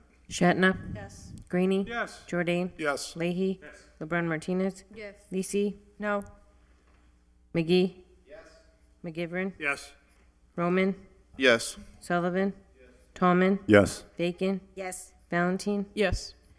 Bartley. Yes. Bresnahan. 13 yeas and 1 nay. By your vote, you've approved the ordinance change. Item number 12B. Item number 12B is a report from the Committee on Ordinance, to whom was referred an order that an ordinance be created which states that licenses in land or other real property of the city may not be issued until 2/3 of the city council has approved. Recommend that this be adopted. Councilors Bacon, Lisi, Shatnoff, Bartley, and Jordan. So a motion to pass the first reading? Okay, motion's been made and seconded to pass the first reading. So the discussion that took place in committee, and we were given information by our attorney that gave us the variety of licenses that are currently put forth. But the discussion that took place in city was the breadth, value, and length of these licenses. And so within the context of what the committee is recommending, it's a license that exceeds 30 days in length, because the goal is not to restrict the day-to-day business of the city. It's simply that we as a city council body should know what is going on with the real property and long-term arrangements that are made for assets within the city. And if the maker of the order would like to add anything? Which was myself joint with some others. Yeah, thanks. I would just point out, great committee meeting. There was some points that I thought why the 30 days was technically, like when the Park and Rec gives somebody the use of a baseball diamond, or all these different or somebody rents the wisteria hearse for a wedding. We didn't want to, apparently those are considered licenses, so therefore we wanted to get out of all of those. That's why all like 1-day things, 2-day things, 1-week things, we wouldn't have anything to do with that. But where you have licenses such as, we're going to license the geriatric authority for 18 months, or we're going to rent out, some city property for X period of time, that has to come before the city council. As you'll recall, councilors, your approval is needed of any leases. And so the license was this new legal construct that came to us. I've never seen one of those before, but this closes that loophole. I would offer one friendly amendment.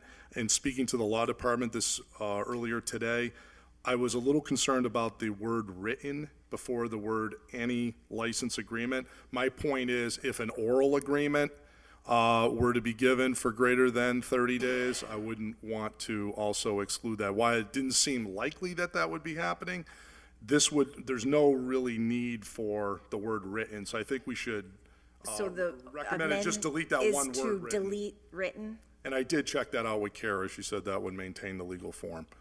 Motion to amend. Okay, motion's been made Second. and seconded to delete the word written. It's the second sentence in the paragraph. Any discussion on that? All in favor? Aye. Opposed? So moved. And so in the final right, it'll just say any license agreement. Yes, Counselor Valentin. Thank you. Is this coming, I guess, to the maker of the order, is this coming as a result of the situation with the Western Mass Correctional Alcohol Center and the Sheriff's Department? That was right, because this is the only one I've ever seen of this, and you're absolutely right. And again, I'm a big proponent of that. I think it's wonderful, the result. I'm glad that they're renting it. But I can't agree with the process, even though I like the result. And the thing that my point is current law says if they were to lease that to the Western Mass Alcohol Treatment Center, you would be required to vote on it. Now they gave a license, so now they took your vote away from that. And so there could be an indefinite license of years given to that theoretically. I wanted to restore your right to vote on this issue. So yes, that was what highlighted that this ever occurred. You know, it's like anything else. Necessity is the mother of invention, and that is what brought this before the body. Thank you. Okay, yeah, you're welcome. All right. Under discussion, Councilor Bartley. Yeah, so I just wanted to briefly add that the reason I supported this is, one, I didn't like what happened with the geriatric, but two, more to the point, I kind of like the fact that it kind of compels city departments to let counselors, in particular ward counselors, know what is going on in your ward when they're granting licenses. Now, it's not going to stop the carnival that happened over by Mackenzie Field, the 4-day carnival, and it's not going to stop a one-day rugby tournament. But so something like that with the city business kind of keeps marching along. We're not interfering. So that's why we came up with a 30-day cap. So if there was a 30-day rugby tournament on Crozier Field, I guess, or 31-day, I guess I'd want to know what's going on with that. But a one-day or one weekend tournament, that's great. We're not micromanaging. I just think by this ordinance change, we, the representatives, are able to provide input, and it's a reasonable regulation. Thank you. Councilor Lisi. Thank you. I was unable to attend the Ordinance Committee meeting last week, so I just have a question about whether other real property, would it pertain to cars and vehicles? Because I know that the city processes a lot of, auto dealership and used car sales licenses. And what about like the licenses that are for food and liquor licenses? Mm-hmm. No, that wouldn't apply to those. Those are personal property. Like Personal property. If the city wanted to, say the mayor wanted to rent Chicopee, our trash truck, for greater than 30 days, technically he could do that, I guess, because we don't have an ordinance that says he would need our approval to do that. Mm-hmm. That would be a license in personal property. This is exclusively real property, land, buildings, that type of thing. So that would be the only ones under that. Yeah, so I guess when I hear like land and buildings, so like there are how many, 10 new licenses going to businesses in the downtown area. There's however many in circulation to begin with, but they're going to establishments, buildings, Like right? liquor licenses, you mean? Yeah. This has nothing to do with liquor licenses. This is, mayor says, I want to rent out the first floor of City Hall to the Happy Happy Club of Holyoke. And he says, I'm going to do that, but I'm not going to lease it because then I would need city council permission. I'm going to give them a license. And therefore, all of a sudden you come in and there's clowns and all kinds of paraphernalia around the first floor of Holyoke. And he could legally do that because he has the authority to issue a license right now in any real property of the city of Holyoke without any vote or say of anyone. And so that's the issue at here. Or, for example, city parks, conceivably any So it's city the real property of the city, the Yes. buildings and land of the city. Precisely. Specifically. Precisely. So any other like transaction related to, we're not going to be dealing with every single license that the city grants. Well, I can tell you that up until the geriatric authority, licensing out the building, which we happen to now own, I can't think of any time this ever came up. I think this is going to be extremely rare. But that was to me, those always came in. Like, for example, Gandara, it was a lease. They wanted to lease out a section to Gandara, needed a vote of the city council. If we voted it down, it wouldn't have happened. But somehow they decided that, well, we're going to call it a license. Lynch School would be a good example. He could tomorrow, theoretically, absent an ordinance like this, he could license out Lynch School or some other city building without our approval, apparently. Maybe that would require the receiver's okay now, I don't know, but we'll find out. But this is just closing that loophole on that. Okay, Yeah. thanks. Councilor McGivern. Real property is the Gandera issue. It's buildings that we own, it's property that we own. What always worried me is that we don't have enough protection for the dam and the reservoir. And even though there's there's certainly protection within the special acts that created the gas and electric and the water department. When they go to sell property, they still need us, and I've maintained that for years. There's some disagreement to that, but I think the more protection we get to what this city really owns, which is those reservoirs and the dam, is important, and the canals. Can you imagine a license to take over the canals to abutters? You know, it's, No, you're right. you know, it's far-fetched, and I'm not saying that Alex Morse would do that, but down the road, I think Right. the protection needs to be there. Yeah, this is not about any particular mayor, it's a process. Counselor Graney? I'd like to move the question before I join the Happy Club. Very good. Oh, you're on a roll tonight. Yes. Any other final commentary on, okay, Counselor Tallman? Yeah, Mr. President, I think it's a great ordinance, and it is the protection, and having us a right to vote and have things to come back to us, which is important. That's our process, yeah. Yeah, thank you. Okay, we're at first reading. Correct. All in favor of passing first reading? Aye. Opposed? So moved. Motion to pass the second reading. Motion's been made and Second. seconded to pass the second reading. Any discussion? Hearing none. All in favor? Aye. Aye. Opposed? So moved. Motion that the passage be ordained. Okay, motion's been made and seconded that the passage be ordained. There is no further discussion. The clerk will call the roll. A yes vote is in favor of adopting the ordinance change, a no vote is to deny it. Shatnoff? Yes. Graney? Yes. Jordan? Yes. Leahy? LeBron Martinez? Lisi? Yes. McGee? McGivern? Yes. Roman? Yes. Sullivan? Yes. Tallman? Yes. Bacon? Yes. Valentine? Yes. Bartley? Yes. Bresnan? Unanimous vote of the body. By your vote, you've approved the ordinance change. Item number 12C. Thank you, sir. Item number 12C is a report from the Committee on Ordinance, to whom is referred an order that the relevant sections of Chapter 86 of the Code of Ordinances be amended to allow the Holyoke Housing Authority to issue permits for parking on Leary Drive and to authorize the Holyoke Housing Authority to tow vehicles parked without permits. Further, that the listing of spaces on Leary Drive be reviewed and amended as necessary to update the location of permit parking spaces and visitor spaces. Recommend that the order be adopted. I think this is just a motion to adopt the committee report, as it's not an ordinance? Or does it require This would be a an motion? ordinance, and I think the recommendation is this wasn't complete. Is that right, Kara? And I think they're working on some final language, Madam Chair. That, you wouldn't have been aware of that. I believe there was some communication as late as even today with the Housing Authority. At least I saw it on email. I don't recall if you were connected. That- Kara, I don't know if you want don't recall seeing any communication relative to this order, but so should we suspend rules so Kara can, or should we?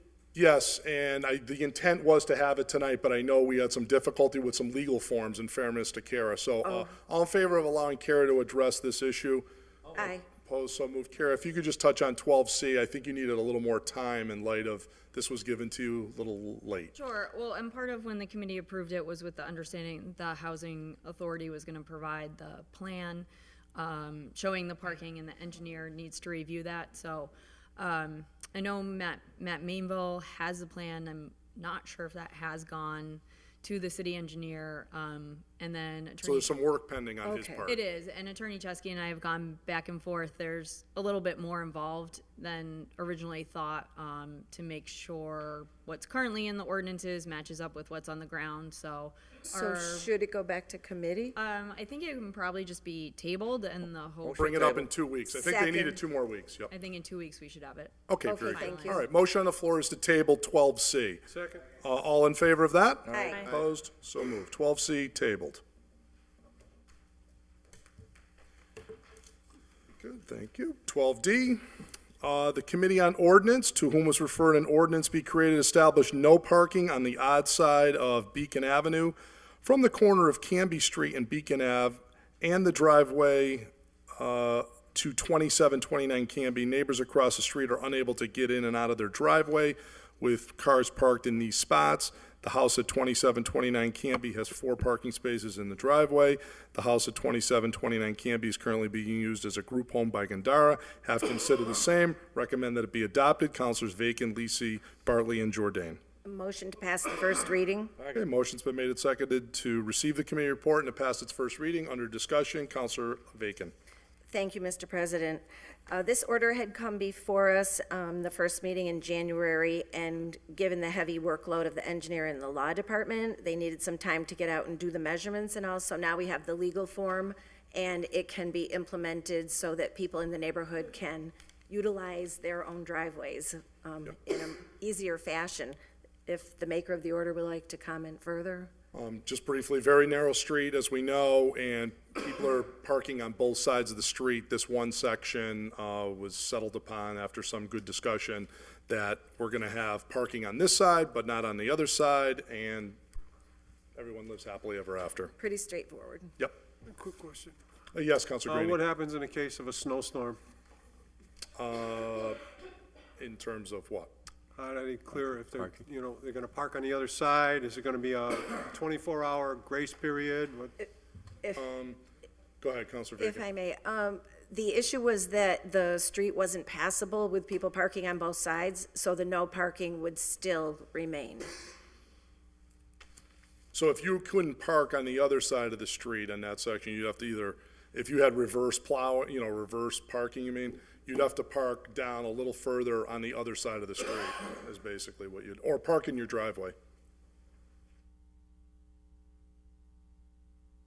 But you wouldn't be able to park probably on both sides during if you had that kind of snowstorm anyways, because you'd have all the snow down one side. So I'm just concerned about emergency vehicles and so forth. In the case of a snowstorm emergency, that whole street has to be cleared. Absolutely. Well, you wouldn't be allowed to park there anyways if there was that much snow, right? Yeah. Okay. Any other discussion on first reading? Okay, hearing none. All in favor? Aye. Opposed? So moved. Motion to pass the second reading? Second. Motion's been made and seconded to pass the second reading. Any discussion? Hearing none. All in favor? Aye. Opposed? So moved. Motion that the passage be ordained? Okay, motion's been made and seconded that the passage be ordained. There is no further discussion. The clerk will call the roll. A yes vote is in favor of the ordinance change, and no vote is to deny it. Shatnoff? Yes. Greenie? Yes. Jordan? Yes. Leahy? Yes. LeBrun Martinez? Yes. Lisi? Yes. McGee? McGivern? Roman? Yes. Sullivan? Yes. Tallman? Yes. Bacon? Yes. Valentine? Yes. Bartley? Yes. Bresnahan? Yes. Unanimous vote of the body. By your vote, you've approved the ordinance change. 12E, the Committee on Ordinance, to whom was referred an order that the City Council consider deleting the no left turn ordinance on Whiting Farms Road at Kmart Plaza. Further, the City Council consider ordaining a left turn only lane at Kmart Plaza from Whiting Farms Road. Have considered the same. Recommend that the order be adopted. Councilors Bacon, Lisi, Shatnoff, Bartley, and Jordan. I receive the report and pass the motion to pass the first reading? Motion's been made and seconded to receive the committee report and to pass its first reading. Under discussion, Councilor Bacon. Thank you. We had a really good discussion on this, and our engineer, Yem Lip, came down, and he had gone out and assessed the turn for left turn. He sees it as a reasonable thing to do. The safety concerns with the people going up past the turn, pulling U-turns, turning around in driveways, seems less effective than addressing the actual entrance per his comments. And so based on his advice, as well as the ward counselor's observations, we're recommending adoption, and I'll yield to the maker of the order. Councilor Bartley. Oh, okay, sure.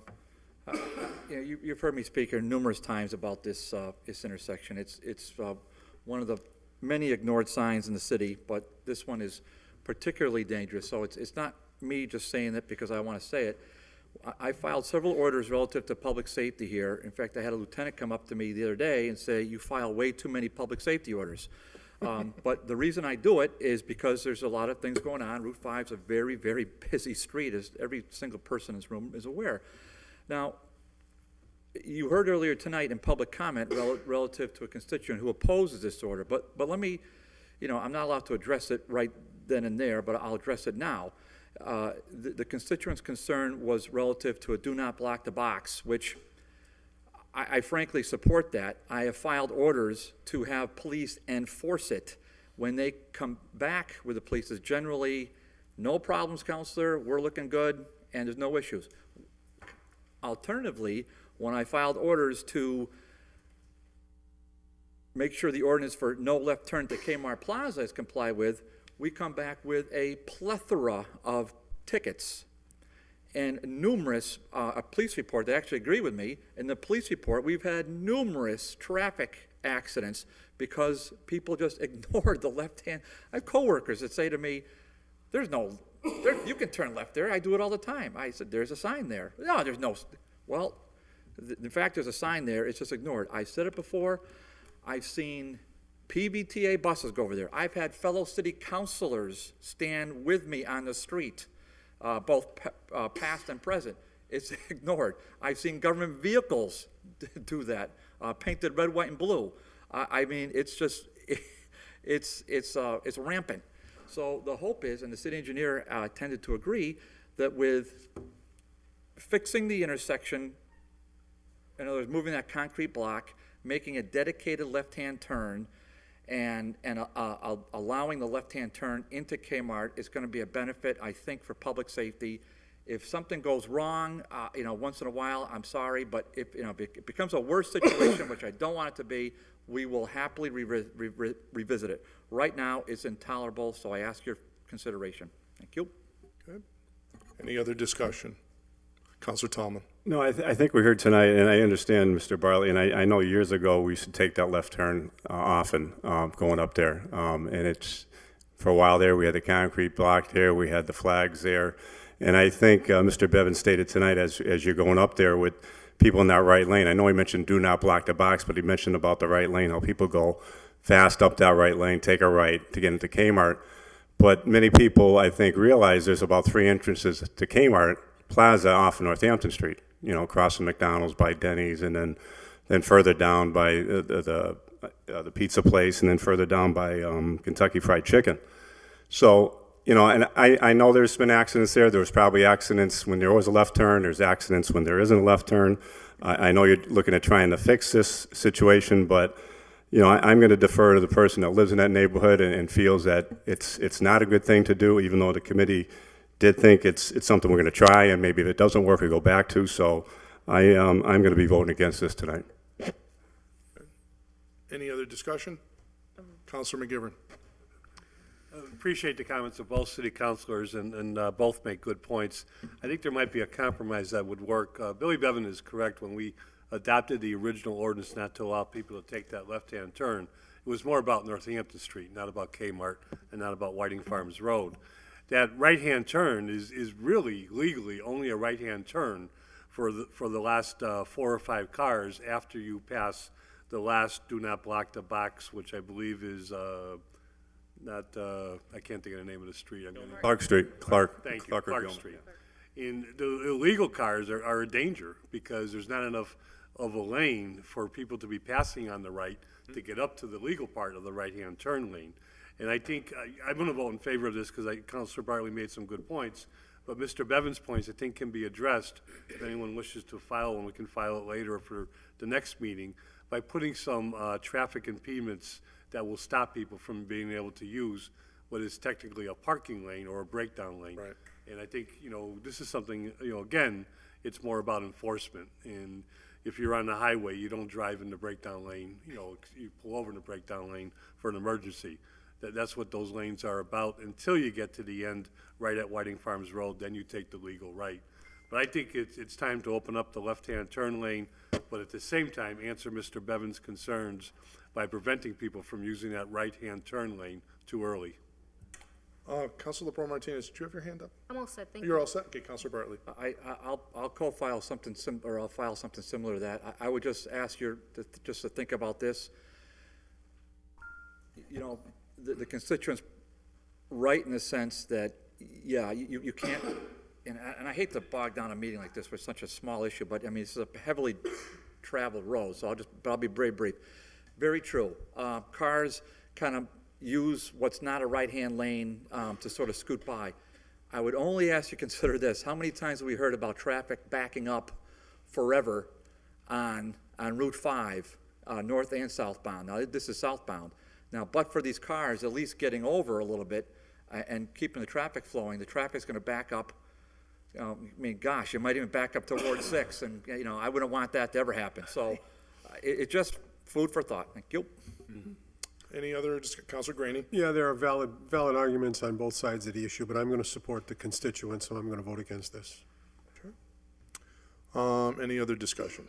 I would just Counselor add, Bacon. as a technical matter, when our engineer came in, he did indicate to us that there was room to have a proper left turn lane. Thank you. All right, anything else? All right, all in favor of passing the first reading? Aye. Opposed, so moved? No. Motion to pass the second reading? Okay, motion's been made and seconded to pass the second reading. Any discussion? Hearing none, all in favor? Aye. Opposed? No. So moved. Motion that the passage be ordained? Okay, motion's been made and seconded, the passage be ordained. There is no further discussion. The clerk will call the roll. A yes vote is in favor of the ordinance change, and no vote is to deny it. Shatna? Yes. Graney? No. Jordan? Yes. No. Sorry. LeBron Martinez? Yes. Lisi? Yes. McGee? Yes. McGivern? Yes.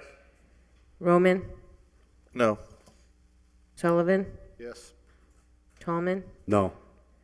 Bacon? Yes. Valentine? Yes. Bartley? Yes. Bresnahan? No. 11 yeas, 4 nays. By your vote, you've approved the ordinance change.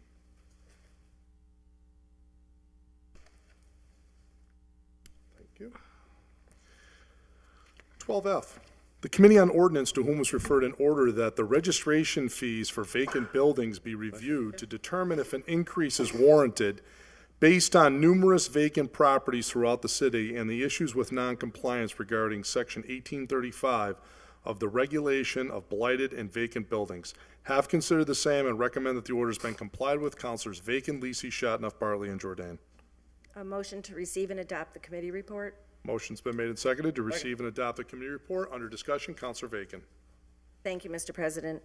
So we had a good discussion. This was an order that had been filed a while ago, and I was trying to give people opportunity to have their matters heard if they'd been in the jacket for a while.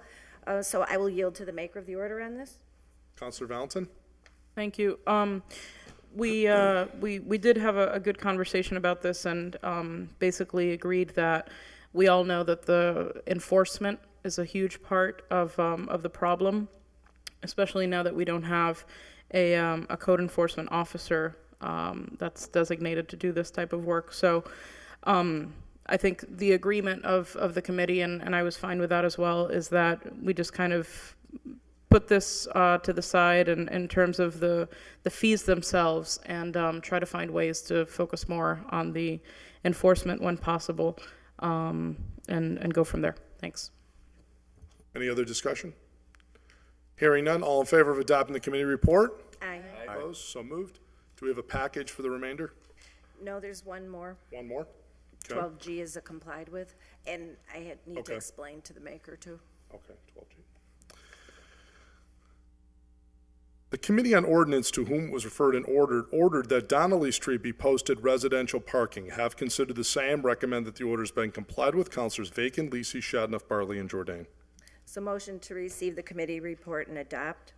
Motion's been made and seconded to receive and adopt the committee report. Under discussion, Councilor Bacon. Thank you, Mr. President. So by way of explanation, the maker of this order was Councilor Leahy, and I will be asking the indulgence of the council later to take up and pull some orders that were acted on in committee out of committee because they didn't get onto the agenda properly tonight. These would have normally come up as a package. So the committee found that this order had been complied with because the committee acted on another order in response to the residents in the area that will be coming up later. Any other discussion? Hearing none, all in favor of adopting the committee report? Aye. Aye. Opposed? So moved. 12H through. 12H through right bracket Oh, hello.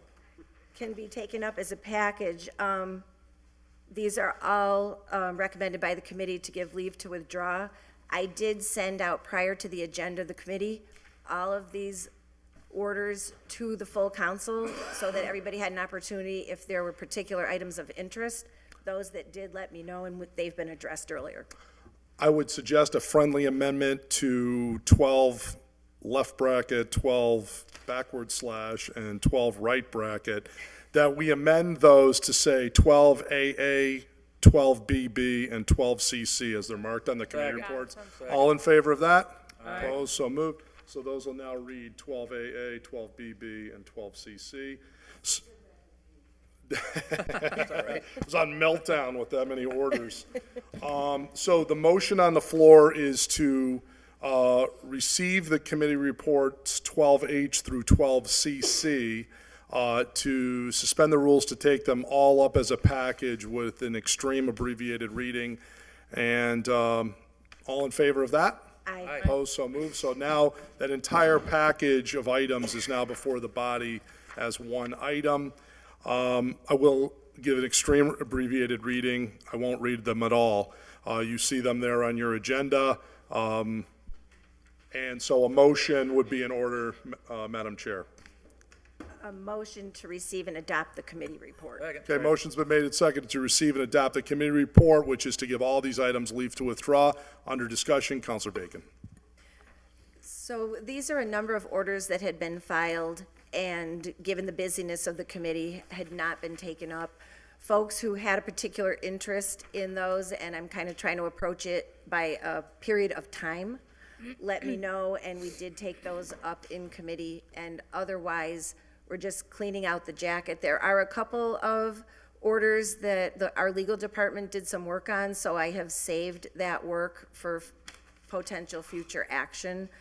But they were coming up on 2 years old at this point, so Okay. that's basically it.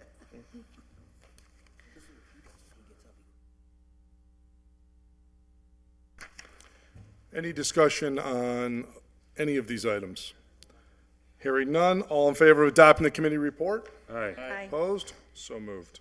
So if I may ask the indulgence of the council to suspend necessary rules so that we might take up items from the agenda out of ordinance, 37, 27, 71, 33, and 23. Have those. Second. So motion to remove them from committee. The motion is to remove them from committee because they were properly acted upon in committee. We have legal language where it is required. Thank you. Can you just repeat those numbers? Sure, I have them now before the, before us. I was just told they're not on the agenda, right? Correct, they are not on the agenda. There was a little organizational issue this week on getting everything loaded in. But these were all items acted upon and voted by the Ordinance Committee that should have appeared on the agenda. But what they are is agenda item 37, I'm going to give the abbreviated at this point, an order from Councilor Shatnoff regarding installation of a do not block the box driveway near Dino's Restaurant.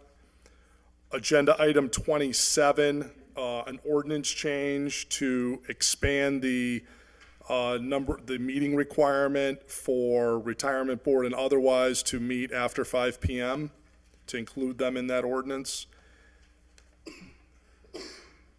Agenda item formerly 71, which was an order formerly filed by Councilor Alexander related to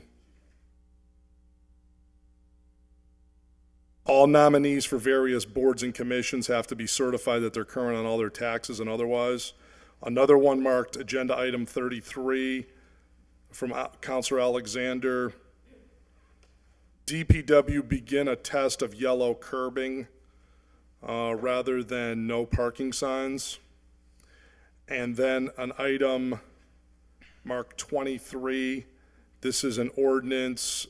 This was filed by Jordan, Bresnahan, Leahy, Soto, Vacan, that all financial transfers, including interdepartmental transfers, be approved by the city council. The recommendation on those last three items from Alexander and Jordan et al. Would be given leave to withdraw. That was the recommendation as older items. So, yep. Just to be clear, all of those were given leave to withdraw? No, the last three. The first two, the Shatnoff one regarding do not block the box driveway at Dino's was to be approved. And then the Jordan one, which is about the committee meetings after being after 5, was to add retirement board, and there was 4 boards, I believe, like HEDIC, HRA, and another one that apparently weren't under the first right of that law. So those were to be adopted. The remaining 3, so there's a 5 total. The remaining 3 would be leave to withdraw. Okay, great. So the motion on the floor right now that's been made and seconded, is to remove these 5 from committee and now bring them before the body. All in favor of that? Aye. Opposed? So moved. Counselor Vacan, I believe we have the legal forms on those We first do. 2, do we? We do. Okay, good. All right, so I'm just going to read this. The Committee on Ordinance was received and referred an order introduced by Councilor Shadnoff that the city install a do not block the driveway sign at the entrance to Dino's Restaurant on Homestead Avenue. The congestion from traffic makes it difficult for customers to get in and out of the parking lot. The Ordinance Committee has received and considered the same and recommend that the ordinance be adopted to do this. Under discussion, Councilor Vacan. So motion to receive and adopt the committee report. Second. Pass its first reading.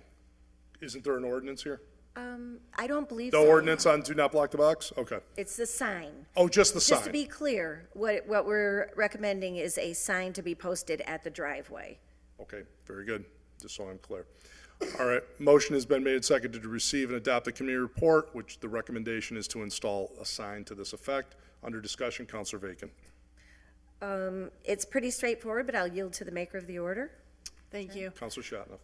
We had brought this up a while ago in committee, and it was a while ago, so forgive me if I forgot that conversation. But yeah, he just wants a sign, like the sign that's across the street for Manny's and Mrs. Mitchell's, that parking lot. It's just a sign that says, do not block the driveway. So it's just a sign he's asking for. Thank you. Okay. Any other discussion? Councilor McGivern.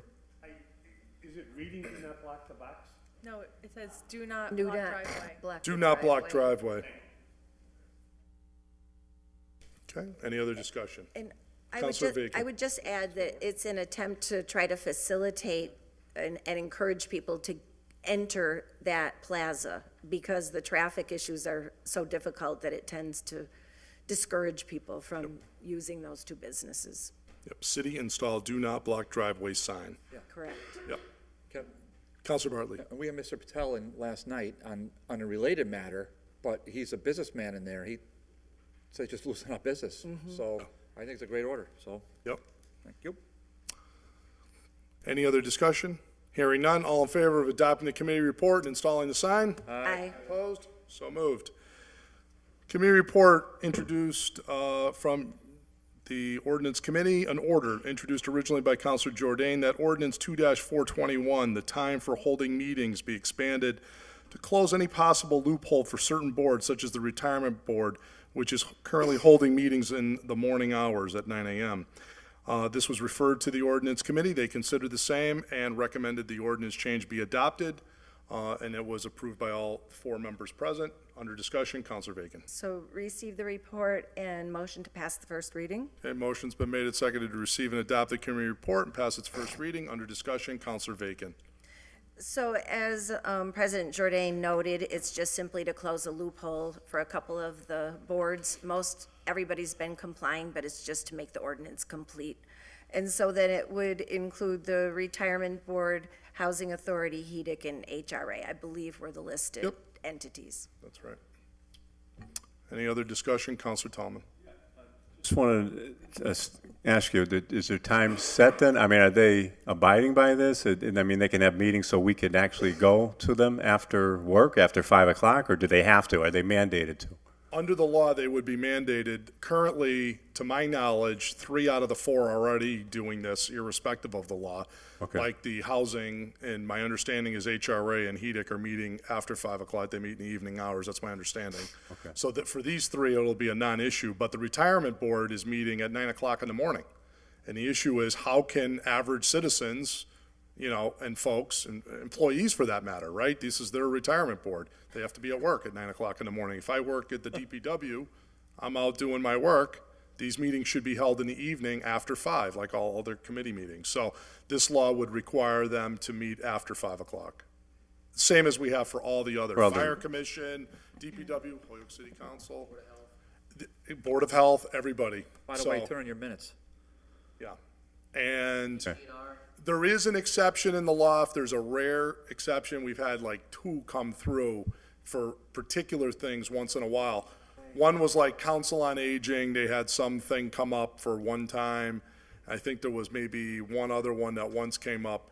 And the process is the mayor needs to approve it and the council president needs to approve it. So rare occasion it could. Huh? Oh, registrar of voters, yeah, they had something come up one time where they Had to- added, there was a, it's very rare though. I've only received, I think, 2 requests. Okay. And also, on Counselor Bartley's behalf, I think we're asking for the minutes for the meetings. We did get them, I think, last month, the retirement board, and very informative. I think we got about a Yeah. year's worth of minutes. And Jimmy? Yeah. That's already an ordinance. Yeah, that's it. And that was good to get that because it gets We us, should. I like to mix it up.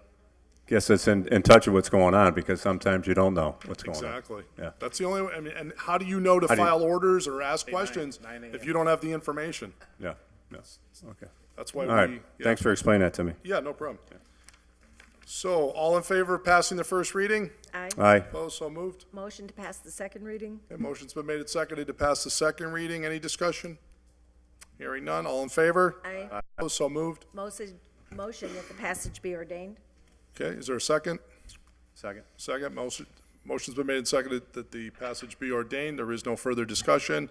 Clerk will call the roll. A yes vote is in favor of the ordinance change, a no vote is to deny it. Shatna. Yes. Graney. Yes. Jordan. Yes. Leahy. LeBron Martinez. Yes. Lisi. Yes. McGee. McGivern. Yes. Roman. Yes. Sullivan. Tallman. Yes. Bacon. Yes. Valentine. Yes. Bartley. Bresnahan. Yes. 14 yeas. By your vote, you've approved the ordinance change. Mr. President, if we can suspend the rules to take up the last Three three as a package? Okay. Motion's been made and seconded to take the last 3 items up as a package with an abbreviated reading. All in favor of that? Aye. Opposed, so moved. First one was an order introduced by Councilor Alexander that the city council adopt an ordinance requiring any appointee or reappointee to city boards, commissions, committees, to all the various city agencies and otherwise, that they be certified to be current on all their taxes, service bills, fees, fines, et cetera. The next one was an order introduced by Councilor Alexander that the proliferation of signs throughout the city constitutes visual clutter, that the DPW begin a test of using yellow curbing instead of no parking signs. And then the last one was introduced by Jordan et al., that an ordinance be created stating that all financial transfers, including interdepartmental transfers for personnel to personnel, expense to expense, also require council approval. These 3 items having come before the Ordinance Committee, the committee recommendation that these 3 orders be given leave to withdraw, and that was approved by all 4 members of the Ordinance Committee present. So motion to receive and adopt the committee report? Motion has been made and seconded to receive and adopt the committee report, which was to give the 3 items leave to withdraw. Under discussion, Counselor Bacon. Again, these were just old orders, and I do want to express my appreciation to the council for taking these up out of order, and I have been assured by our administrative assistant that we won't be having these kind of issues going forward. Thank you. Any other discussion? Counselor Bresnahan. Matt, to the chair, if I could you just, the one about the, making sure their taxes are up to date? Yes. Can you give, I'm sorry? Sorry, go ahead. Can you just give us a feel, I'm sorry I wasn't at the meeting, could you just kind of briefly tell me why that would not be a good idea? Well, there's nothing to say that in some of these orders that have been given leave to withdraw at this time that they're not a good idea. It was simply that when it went out to the full council as to if there was interest in pursuing them at this time, nobody got back to me when I was putting the agenda together to say they wanted this to be taken up and acted on at this time. It's not to say any of the orders are bad. It's just that they were quite dated and nobody was really picking them up to move the ball on them. So It was at the introduced time- March of 2014. I know, right, but I understand that, but I guess what I'm saying, did you email the maker of the orders or the entire city council about the orders? I emailed the entire city council with the entire list and asked everybody if there was anything on the list that you wanted us to take up at the meeting. Okay, that's On the all, thanks. motion. And it could any of these could be refiled. They can all be If people refiled. really want to pursue them again, you know. Okay. The downside is it wasn't on the agenda. So it's like, it's nice to have it, so to remind us when we get back home that, hey, that was tabled, I'm gonna refile something. I know it's not your fault, I'm not saying, Right. I'm not throwing anybody at the bus here. I'm just saying that's a problem. It's also the, which Right. I'm gonna go on a tirade tonight about the late filed orders, people. So, be ready for that. So, because if he's already on the letter R, I mean, you guys must be kidding me. Nobody seems to remember the rule that the city council follows about late filed orders. I understand why you filed it, and the other ones we picked up early seemed legitimate, but these orders are just not late filed orders, and we're gonna have to start calling people out on it, because general public is not watching city council meetings at 11:30 at night. It needs to be on, if you forgot to file it, suck it up and wait 2 weeks and then file it like it's supposed to be on. Everybody gets notice about it. 48 hours, got this nice little piece of paper. John Q. Public can read it. These late filed orders, I don't think it's appropriate. Counselor Yeah, Grady? whatever Council Bresson has to say about these late file orders, I'm going to agree with, but I just want him to make it brief. Move the question on a question not raised. Robert's rules. Lightning round. Lightning round. That'll be our new motion to go to lightning motion. round. That'll be our. On the motion on the So floor. the motion is to adopt the committee recommendation, which is to give these 3 items leave to withdraw. All in favor of that? Aye. Opposed? So moved. Thank you all. For this particular meeting, we had no public safety committee reports, no public service committee reports.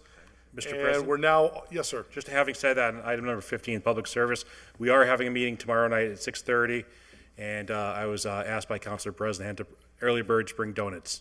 Oh, wonderful. Thank you, Councilor President. That's very thoughtful of you. And moving right along to item number 16, brings us to 16A, and the very robust, mea culpa, how did I miss? Finance Committee reports. I'm sorry. A million apologies. 13A, Committee on Finance, to whom was referred a communication from the mayor appointing 2 brokers of record. Have considered the same, recommend that the city council confirm the appointment of Dowd as well as Ross Insurance as the city's broker of record. Councilors McGee, Tallman, Leahy, Vacan, and Shatnoff. Motion to receive, adopt, and approve the appointment. Okay, motion's Second. been made and seconded to receive and adopt the committee report and confirm the appointments of Dowd and Ross Insurance as the city's new brokers of record. Under discussion, Councilor McGee. Yeah, as we all will know, is we passed a new requirement that whoever the mayor is going to appoint, that they come in before us and we get a breakdown as to commissions, everything else, pretty much transparency across the board as to what's going to happen with these accounts. There were 4 people that bid on it. Dowd and Ross were selected. Both came in and gave a very detailed report on everything, especially with the commissions. In full compliance and very informative meeting. Thank you. Councilor Leahy. Yeah, thank you. It was a good meeting, and I'm glad that we have this, and I'm glad somebody filed this, and I'm glad that we had this meeting. It was good to hear that, as Councilor McGee said, the commissions are pretty much through the companies themselves. It's not money coming from the city of Holyoke going directly to any sort of company, which was, that was good to know. It was also good to know that they are looking for the best interest of the employee, and also they're working very well with the Section 19 committee as well. I also am happy to see there's an order filed through Councilor Bartley later in this agenda to have something similar to this with the towing as well. I look forward to hearing about that as well. Thank you. Councilor Tallman. Yeah, it was a great meeting, and I think we sat down here and we interviewed them basically, or shot some, a lot of questions at them, pepper them with a lot of questions. They gave us a lot of info. We found out a lot of things that we normally don't find out about what's going on, how much money's received, commissions, what they're doing, working with the Section 19 committee, and how down the road they can really possibly try to keep costs in line, because I think that's important. That's one of our biggest increases in our budget is healthcare costs. So it was very informative and a very productive meeting. Good. Thank you. Anybody else? Any other thoughts? All in favor of adopting the committee report? Aye. Opposed? So moved. Those appointments confirmed. We now move to 13B, which is a report from the Committee on Finance, to whom was referred a financial transfer in the amount of $5,000 for advertising. Have considered the same. Recommend that this order be approved. Councilors McGee, Tallman, Leahy, Vacan, and Shatnoff. Motion to receive, adopt, pass first reading. Second. Motion's been made and seconded to receive and adopt the committee report and to pass its first reading. Under discussion, Councilor McGee. Yeah, Bob Judge didn't show up to the meeting, but sent a communication saying that he did request, I think it was $10,000 in the budget. It was cut by 5, of which he's exhausted everything in the account for things that he's advertising. now tax collector as well as the auditor. So he needs this amount to help get through the rest of the year with all the advertising he's doing for positions and everything. Okay. Including tax collector and auditor, I'm just told. put that. Yep. Any other discussion? Hearing none, all in favor of passing the first reading? Aye. Opposed? So moved. Pass the second reading? Second. Okay, motion's been made and seconded to pass the second reading. Any discussion? Hearing none, the clerk will call the roll. A yes vote is in favor of the financial transfer, a no vote is to deny it. Shatna. Yes. Graney. Jordan. Yes. Leahy. LeBron Martinez. Yes. Lisi. Yes. McGee. Yes. McGivern. Yes. Roman. Sullivan. Tallman. Yes. Bacon. Yes. Valentine. Yes. Bartley. Yes. Bresnahan. Yes. Unanimous vote of the body. By your vote, you've approved the financial transfer for the Personnel Department. Moving on now to 16A, reports of the Development and Government Relations Committee. First one up, to whom was referred in order, the City Council approve a resolution approving the certified project and special tax assessment agreement for Aegeus Energy Services, Inc. for its expansion at 55 Jackson and 84 Sargent Street. Have considered the same, recommend that the order be adopted. Councilors Bartley, McGivern, Tallman, Sullivan, and Roman. Make a motion to receive the committee report, adopt the committee report, and grant the special tax assessment. Okay, motion's been made and Second. seconded to receive and adopt the committee report and grant the special tax assessment and certified project status for Aegeus Energy Services. Under discussion, Councilor Bartley. Okay, first of all, thank you, Mr. President. We'll just say thank you to the committee and to the other councilors who came by and to the public for enduring what was last night a 4-hour meeting. And I don't think we were fooling around. I just think we kept just a lot of stuff. So there's that. So this was at the tail end of the meeting. We were fortunate to be joined by Mr. Murrell, Mr. Dijak of OPED, and Lee Markakis of Aegis. I'm just going to briefly summarize the business. It's a business located at 55 Jackson Street. It's been there about 10 years. This has about 35 employees. It's he was talking about it's a cogeneration facility, and I'm just not going to do him a service. It's energy efficient stuff.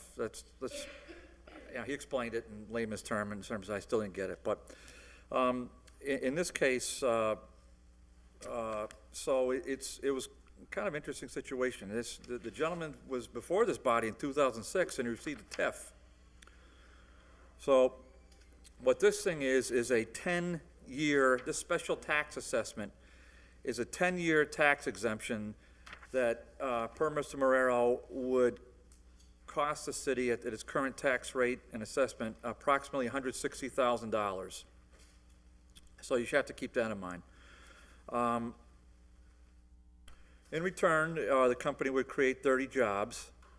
The jobs themselves, I thought you'd be interested to know, are in between $35,000 and $100,000 per year. So I think most of them are. I think most people would consider those to be pretty good jobs, especially for the Holyoke market.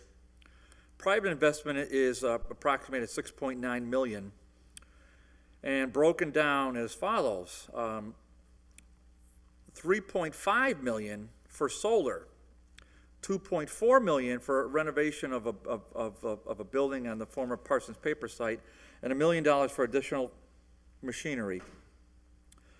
It's important to point out that the lot itself is a former Parsons Paper on Sargent Street that was destroyed by fire. I think it was 2002, Joe, but you're going to have to correct me on that. As I think most of us know, it's a contaminated Brownsfield site. I think you'd also be interested to know that Aegis and Parsons Paper they abut each other from the back. I think it's important to point out that the site itself is 4.6 acres, so it's a very large parcel of land in the urban renewal area, the downtown business district, if you will. I also want to point out that, as I said, one building will be rehabbed. There's no new construction. The balance of the land is going to be solar panels. So I just want you to consider that. It's also important to point out that the land itself is not owned by the city, but owned by its development arm, Holyoke Redevelopment Authority, which has a lot of power, including the ability, unlike we had earlier tonight, it has the ability to sole source. But what it cannot do is provide tax incentives, which only this body can do.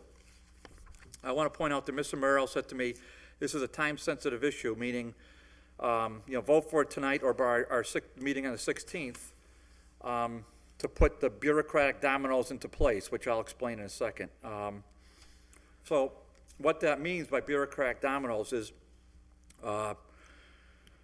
if we give this investment, there's a strong but not a guaranteed possibility that that property, that enormous swath of land, will be cleaned of all the asbestos and all the other lead contaminants that are in there. It will be a clean site. So the benefits to Aegis is we got 4.6 acres that are clean, and we didn't pay for it. No business is going to want to ever clean up a site. I'm just going to give my point of view, and I'll let the other committee members speak. For me, it was a tough vote to support this, but ultimately, I thought it was a good vote to support it, in my opinion. I'm just going to point out a couple things I don't like. Is that doing the math? I mean, the business has been in town since 2006. They've already had one TIF that went on for a while, and now here's a second special tax assessment for 10 years. So they've been in town a long time, 10 years, and be a lot more years, but I'm not really clear on how much in the way of property taxes they've been paying to the city. They've gotten some good tax breaks, they're providing good jobs, they got a nice building, so I struggle with that a little bit. What I really struggled with last night was, it's 4.6 acre site, and it's going to be covered in solar panels. Now, don't tell me, without making me laugh, that somebody's going to make a $3.5 million investment in solar panels and then tell me later, well, counselor, you can always remove those solar panels and put up a building. I don't think a company makes a $3.5 million investment when they're darn well going to get a lot of tax credits because they expire at the end of the year because of what Congress did, and tell me that they're going to put up a brand new building. I don't think that's being frank. But be that as it may, this is a once-in-a-million-year opportunity to clean up the site, to make what is a dirty site a clean site, to retain what is a very good business with what I pointed out, which I feel like they're very good jobs. He's going to increase the payroll significantly. I appreciate all the work that OPID, I've complimented them more than 10 occasions on this floor, so I appreciate what they did and all the hard work that they still have in front of them for this. So, with that, I'll retire. Thank you. Yes, good evening, Mr. Chairman. I was excited by this committee's recommendation of full support. As the ward councilor, I would like to say that Aegis in its last TIF actually far exceeded the number of jobs that it promised in its original TIF. It far exceeded that number by, I think the number was up, it promised around 60 jobs. It has 165 jobs at the current site. Aegis as a renewable, something similar to that effect. I apologize for the exact numbers, but they more than doubled their guarantee, and they've been a very good steward. Their renewable energy company actually protects the U.S. Constitution. So the energy that is used in the museum that houses and protects our U.S. Constitution is from this Holyoke company. Aegis was agreeable to working with the local community and the local jobs community, with Career Point being one of their highlights, to actually, and that was one of my questions along the line, and I was very excited around that with regards to making this employment line available to our community that needs it most, and I was very excited about that. With regards to a few items that I would like to highlight is with regards to the solar panel, and my direct line of questioning to Mr. Marrero was, is there anything on the docket for Parsons paper? And the answer was absolutely no. So we have absolutely right that this is a once-in-a-lifetime opportunity to take this property that otherwise would not be on the tax rolls again, that otherwise would not be redeveloped. I think that this is going to be the linchpin starting that end of ward of the city with regards to Ray Street and Main Street to say that we also are a city about an arts economy that is also about energy and manufacturing. And let's bring some skilled wage jobs in. They were agreeable to some, like I said, partnerships with Career Point, with local community colleges, or whatever we need to do to make this accessible to our local workforce. And I'm excited about this opportunity. And with regards to the solar panels, it was what Aegis has stated is they're not just going to make this investment and run. They are agreeable to, if they need to expand, using and moving those panels to the rooftops. Roofs are usable. So it's not like they're going to put these $3.5 million in solar panels and then, throw them out tomorrow. No, if they do need to expand, this gives them that opportunity and laid out in footprint.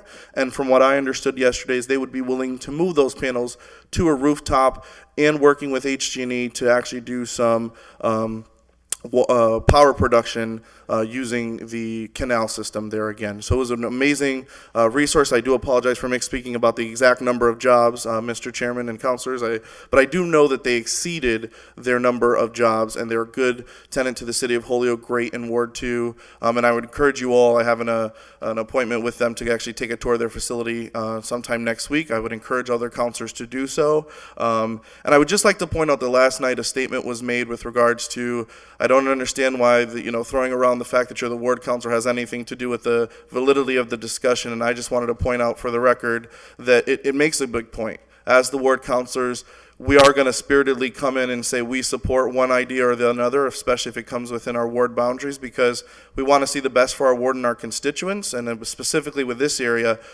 Parsons Paper has been underdeveloped, and again, the biggest thing to me was when I asked Marcos to his face, is this have any chance of being redeveloped otherwise, or anyone on the pipeline looking into this property? The answer is no. I think this is a win-win for the city of Holyoke, and Aegis is a good company and a good steward for the city of Holyoke. Thank you. Thank you. I just want to say that I'm really excited about the opportunity to clean up that parcel. I think before anything else can happen in terms of economic development in that area, we really need to get a grasp on the cleanup of the site. As Councilor Bartley mentioned, it is a Brownsfield, and the economic viability of that parcel and the surrounding area, I think, is really clean to first and foremost cleaning up that property. Councilor Bartley also mentioned that Aegis is the abutter on the other side of the property. This is clearly an expanding business. They're growing jobs that, again, similar points that were just made, but they're living wage and skilled jobs, and I think we really want to bring and keep those jobs into the area. And I would fear if we didn't work with Aegis to get them onto this adjacent property, would they be a growing business that wouldn't be able to grow where they are in Holyoke and perhaps relocate to some other neighboring community? So I think this offers a really great incentive to keep a growing business with really, again, living wage and skilled jobs right here in the city. I was just wondering if, I think Councilor Roman mentioned something, perhaps the chair of the committee has some other information about if there's any control. So I know there's a number of jobs that are expected in the STA, but do we have any guarantees or controls on local hires? No. Yeah, thank you, Ms. No, none. Mm-hmm. Thank you. So, I mean, I think as the chair mentioned, this begins a domino effect, and I would hope that as negotiations progress, we can perhaps build in some stronger language to ensure that those jobs are going to Holyoke residents. Thank you, Mr. President, and I thank our chairman of the committee for running a fine meeting last night on a very difficult issue. A lot of tough questions were asked, and Councilor Bartley did a good job tonight of summing up, I think, a different way of looking at pros and cons, but a fair way of looking at them. This is in some respects, a tough proposal to swallow, but at the same time, I think it's enlightening to understand, and David said it at the end, is this may be the only answer to cleaning up Parsons property. Did the city want to own the Essex house? No. Does the city want to own any property that is abandoned, blighted, and has not even just brownfields, but asbestos in the bricks and problems of demolition? No, we don't. We want private ownership. We want private owners to be able to stand by their property. And if there are fires, we hope that they have the insurance and they have the means to clean up their mess, because they're the ones that profited from it. It's unfortunate, but we own a lot of property like this. And as much as we don't like it, it's our responsibility to do something. This is the works, been in the works for some time now to clean up Parsons' property. If this was pristine, I'm not too sure. I would think Sowerfield would be the best answer at the moment. A pristine piece of property on the canal with the opportunity. If you stand on this property and look down the canal, you can see City Hall. You can see the high-speed computer. You can see a lot of things happening in that area.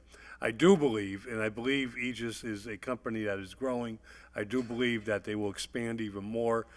Building 18 is a fairly large building that was relatively undamaged from the fire. I believe it's 40,000 square feet. I forget how many floors it is, but it's a relatively big building, which will be an asset to both the company and to the city once it's been renovated. The solar fields are I'm not against solar fields. I think it's a question of where solar fields are, but certainly it is something that can be moved down the road. I don't think that's the issue this evening. The issue is a $6 million private investment, close to a $9 million project, and a clean piece of property that no one's going to come in, as much as they might want the property on the canal in the location. No one's going to come in and commit to cleaning it up, even if we sold it to them for $1. It's a major cleanup project that we have to do for all the reasons, unfortunately, dumped on us, but for all the right reasons we have to do it. Just a couple quick things. The reasons we can't insist a quota or insist that there be Holyoke residents placed in those positions is an STA doesn't have the local control or the local monitoring. It's actually monitored by the state. The good news is the state's not going to have anything to do other than look at the numbers and say to the developer, you meet the number of jobs, you meet what you did in terms of a construction time frame, you meet what you have to do to make sure that the STA is lived by. And the state will do that because they believe in these projects and they have something at stake here also. The TIF was granted to a company that came in from New York. That property, it was only on the property, the existing property owned by Aegis. And Aegis took over a company that the former owner was a machine shop, a very well-run machine shop, a very large piece of property for what existed on the canal itself. But they took it over and they moved in from New York, and we granted this new, we granted them a TIF to take over it. They are going forward on that property. The TIF worked. Now they're asking to go forward even further and to be granted the STA, which will allow them to expand. I don't think it's a complete win-win, but there's enough winning in here to clean up Parsons paper property and to put something. Right now we get zero, and we're responsible for it from that property. I think it's enough of a win situation to grant the STA. Thank you. I'll be brief, Mr. President. Real brief, under 30 seconds. Mr. Bartley, great meeting. It was a long night. Kevin, I don't know why you put me on a committee. I wanted a committee, but I didn't think we'd be here till 10 o'clock. I think we were there last night longer than we'll be here tonight. But anyhow, it was a great meeting, a lot of questions.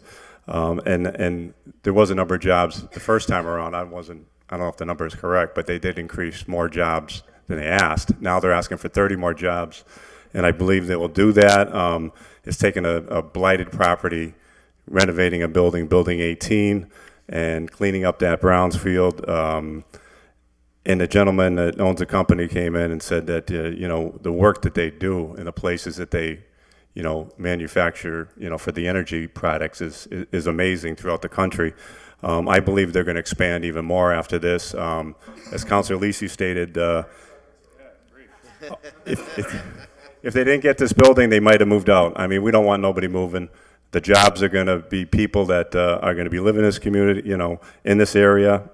He's going to try to get Holyoke residents skilled labor through the high school, through the colleges, and they're going to order parts and supplies from Holyoke, Chicopee, Westfield. So the whole average, the whole economy in the area is going to improve, and it's definitely a win for the city, and it's something that's very very hopeful for the community. Yes, thank you, Mr. President. I just wanted to clarify. I looked through my notes from last night's meeting. They started with 15 employees. They promised to add 10 more under the TIF. They now have 65 employees at their site. I apologize. And they're promising 30. So with my math, I was getting close to the 100 and something number, but that was what it was. They started with 15 employees under the TIF. They promised 10, and they now have 65. But I would like to see, because again, Councilor Lisi had a question. I was just wondering under rule suspension, Mr. Chair, if we can, Marcos and his team did a great job. Again, I think the chair, it was a long night. This was the final thing we had. No, we're good? The question was answered? Okay, so then we're good. I'll take that back. Thank you. I just have one quick question. Is this business owner current on their current tax liabilities to the city? Thank you. Just checking. On the motion, second. Yeah, I'd just like the entire council to go into this wide open, eyes wide open. No tax for 10 years, all right? Now, there's other approaches to this that I've seen around before. It could be a stage thing with no taxes for the first 2 years, 20% for the next 2, and stage it on up. That's something I'd definitely like to see incorporated in the future. I think we're under a time gun here to lose this opportunity, and the only opportunity around right now. But I think that out of desperation, too much is being given away for too long a period of time. One thing that hasn't been mentioned yet, that in addition to this 10-year tax break, they're also getting something I've never heard of before that we need to look into, an abandoned building tax credit from the state. Now, as I understand, that's going to be about $200,000 for them also. Good job on Aegis's part, and my kudos to Marcos and John Dijak on this. But as far as the employment, 65 people and 95 people. When we talked about this last night, maybe only 20 of these are residents of Holyoke. So the residents of our surrounding communities are getting a much better advantage out of this huge sacrifice we're making, tax-wise going forward here. It's going to take us a long time to realize the result. What we're banking on here is that actually will attract new businesses, and through the good faith of the owner of the business, that they will try diligently to see to it that Holyoke residents are given preferences and that programs are worked out, but there's no guarantee on any of that.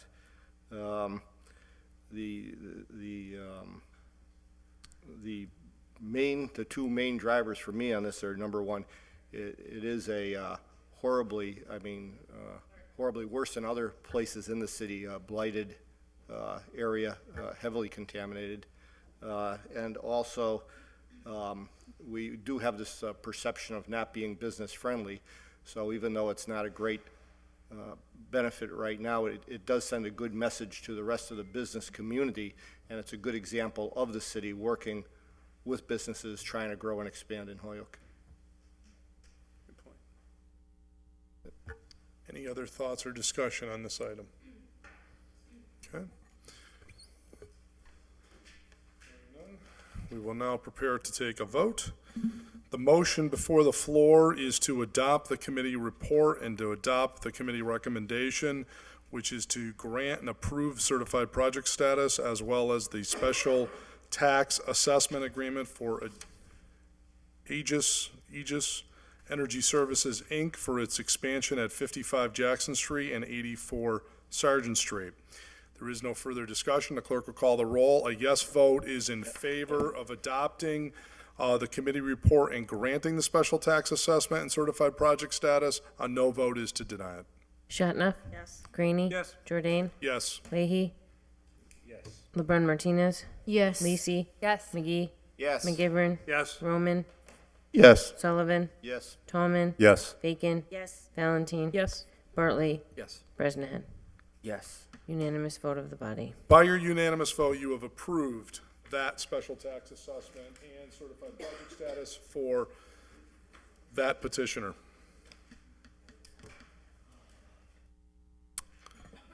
(16B) is a report from the Committee on Development and Government Relations, to whom was referred a special permit application of Brian Stebbins for an office space in the Professional Office Overlay District located at 1707 Northampton Street.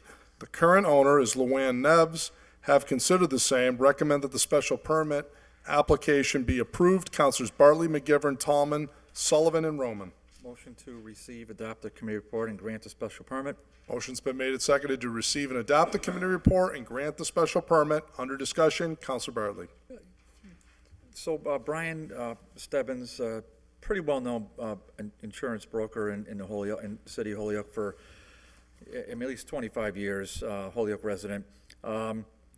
He's coming in before us pursuant to a purchase and sale, which he has pending the grant of this special permit. So he came in and did a presentation on his own and did a great job, answered all our questions, basically kind of hits the mark on all the criteria expressed in the ordinance. We did put some conditions on it, Mr. President. So do I need to change my motion to say granted with the conditions? I think it would be helpful if we had a list of the conditions ultimately here. Okay, sure. Why don't you read them into the record? But I would like to make sure those get attached to the committee jacket for all of posterity. So one condition is, well, the first one, Councilor McGivern pointed out that if there are any existing conditions that we didn't have them in front of us, Mr. President, but if should any existing ones, that they would continue forward. So that would be one. Second of all, the hours would be 7 a.m. to 7 p.m. Monday to Friday. Next would be visitors be limited to no more than one per day. There'll be no changes to the parking, no changes to the landscaping, and any change of sign would need to comply with the ordinance language that is in the professional overlay district. I forgot the section, but it's right in there. Yep. Did I forget one, Joe? I don't know if I did. I might. Yeah, you got that one. The trash pickup, or no? Was that a condition? No. Deliveries. Deliveries. Deliveries might have been 1 p.m. Yeah. Deliveries 1 a day. Limited to 1 a day. 1 a day. I believe is what he said would be fine. 7 to 7. Okay, I think you got them all. So I'll just amend my motion to. Oh, I believe there was one other one, which was the no residential activity only on the second and third floors.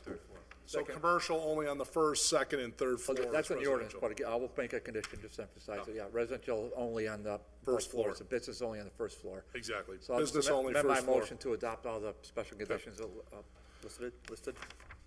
Yep. So just to be clear, that was residential on the first floor, business on the first floor, residential on the second and third floors. All of those conditions being added to this special permit before the body, now before you for any discussion, if you have any. Councilor Leahy. Yeah, thank you. Did Brian Stebbins agree to the one person, the one visitor per day? Yeah, he said in fact, he said he had none, but we put one just to be safe. So his business going out to other offices and exactly. He says he has no customers that ever come there. He goes out to his customers. All right, then I think it would be a good fit for the neighborhood. I think everybody in this room knows Brian, if not having his father for a pediatrician. Great guy, good business owner, and it'll be a good office for him. Thank you. Yep, Councilor McGivern. I agree. I agree. Not only is Brian Stebbins a 26-year business owner in the city of Holyoke, but this will be his third location. But he's actually got stricter conditions than the law office did, and he'd agreed to them, partly because, as Mr. President said, there is no real customer traffic. He will have two bi-monthly meetings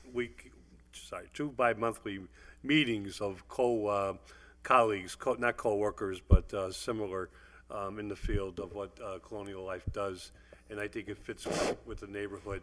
I looked at this as more of a transfer, although I know most people disagree with me. But I think we're granting, I think it's important that we do revisit a special permit to address the conditions whenever a business is sold.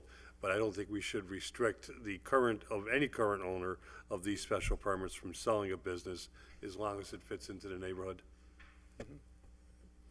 Okay, Counselor Bacon. I would just note that I thanked him for keeping his business in Holyoke. Yes. Yeah. Yes. Counselor Tallman. Yeah, Mr. Stebbins came in and he was very amenable to the situation here. He's keeping his business here and very little traffic, very little effect in the neighborhood. And I've known him for a number of years, and he's a good business person and very understanding of what has to be done there at that property. Yep. Very good. Any other discussion? Hearing none, the clerk will call the roll. A yes vote is in favor of adopting the committee report and granting the special permit. A no vote is to deny it. Shatna? Yes. Graney? Jordan? Yes. Leahy? Yes. LeBron Martinez? Yes. Lisi? Yes. McGee? McGivern? Yes. Roman? Yes. Sullivan? Yes. Tallman? Yes. Bacon? Yes. Valentine? Yes. Bartley? Alexander? Yes. Bresnahan? Yes. Unanimous vote of the body. By your vote, you've approved the special permit for Mr. Stebbins. Mr. President, motion to take 16D and E as a package? Okay? Just to refresh our memory, 16C is already all set. We took care of that earlier. We now have a motion on the floor to take 16D and 16E as a package. All in favor of that? Aye. Opposed, so moved. 16D is a report from the Committee on Development and Government Relations, to whom was referred an order that the Honorable State Senator Don Humison give the council a status update on the much-needed work at the bridge covering the canal located on Lyman Street, just above the warehouse in Open Square. Recommended that that's been complied with. 16E, also from DGNR, to whom was referred an order that the city invite in Don Humison and Aaron Vega to an upcoming meeting of the DGR committee. This order will help the city comply with Rule 32A. That having been considered, recommend that the order's been complied with. Both of these come approved by all 5 members of the committee, Councilors Bartley, McGivern, Tallman, Sullivan, and Roman. Motion to receive and adopt the committee report? Motion's been made and seconded to receive and adopt both committee reports. Under discussion, Councilor Bartley. Okay, so let me take Councilor Bresnahan's order first, and then I will do the 16E in under 60 seconds, and you can time me. So, this is just a very important order. I just have to say. So, I got to be frank. There wasn't a lot in the way of good news. It's basically push the ball down the field by Mass DOT. The doggone secretary of the whole department is aware of it. She saw it herself, and whatever. So, but we're also going to have. I mentioned last night. I didn't lay file, Dan. I thought about it, but we're going to have the Mass DOT District 2 guy in before our committee, hopefully in March, to discuss this. And he's a real gentleman and a total professional, and he'll give us a straight story of what's going on. But basically, to sum it up, Rep. Vega didn't really think there was much going to happen. He said there's going to be a little pave job in the spring when weather warrants. But he didn't expect to see anything prior to 2018, although the quote of the night had to be Vega saying, when they fix the bridge right below that, he said, closer to the railroad bridge, just down Lyman Street. He said, in his opinion, that was a missed opportunity for Mass DOT. They should have done both at the same time. But what are you going to do? It's not Mr. Vega's fault. It's a question of Mass DOT getting their act together, and they just don't have their act together completely. Although they help Holyoke a lot. But that's basically where that one is. On Don and Aaron. Yeah, tremendous. I'm just gonna rattle off. So here's the topics that were discussed for the 7 counselors that were there, for the public that has insomnia, watched us. We talked about the Cubit building, Lyman Terrace, the bridge over the first level canal, charter school funding, over quota liquor licenses. Believe me, that was discussed at length. Route 91 sound barriers, the Quinn bill, water sewer in Holyoke, combining those, commercial tax for 4 families and more. Where was everybody? Local pilot in light of what's happening up at the former Grin and Barrett building. City pools, President Jourdain gave a great history on city pools for those of you who are interested, which I didn't know I was, but I am. I'm interested in now. Was that why it was 4 hours? Oh, no. This was during the lightning round, Councilor Leahy. Let me tell you, this was lightning round. Lightning strikes twice, though. Okay, so free for all. Driver's license suspension for possession. We got to get rid of those. 94C. That's so 90s. The Soldier's Home. What a show that is. I'll tell you. If you didn't read last week's article on that, you felt like you're in the room. Peck School. That's been a real joy for the city. Gateways to our city, you know, are they good enough, especially coming over the Wilmanster Bridge? Fiber optic lines, talked about Victory Theater, Valley Arena Park, EBT cards, get rid of that photo ID requirement, recreational marijuana, the Community Preservation Act, and finally, state-owned property near Scotts Tower. Can we consider selling it to the city? That is it. 60 seconds. Good job. They missed a good meeting. Counselor Graney. Quick question, Counselor Bartley, since I don't think that I was awake at the time this was going on, what did the two representatives say about charter school funding? Are they in favor? Are they against? Well, Issue was the caps. yeah, it's a caps. Well, I know the governor has come out with more, he wants to lift the caps, but what was their? Governor wants to remove it completely. I think Senator Humison, they both expressed their I mean, I don't want to put words. They expressed their support for, this is political, Howie, so I don't want to get too deep in it, but they expressed their support for charter schools. They like the 2 charter schools in town right now. They basically said that, I think Senator Humison indicated he would agree for a modified cap. So he would tend to increase it. Rep. Vega, I didn't hear a clear answer like that, but I can be easily corrected. Then I think some counselors talked about the current one of the charter schools, maybe not in the urban renewal area. We talked about that. We don't mention names here too often. Quickly though, did they mention anything about what's going to happen to the funding of the public schools?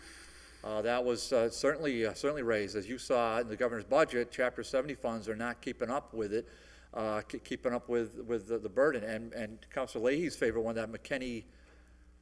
Vento? The busing one. McKinney Vento. Oh, Kenny Vento. Whatever it's called. McKinney Vento. That's not even close to keeping up for busing the homeless. So that's not even close to keeping up with the burden, the financial burden. So Let alone their financial support for special ed. right.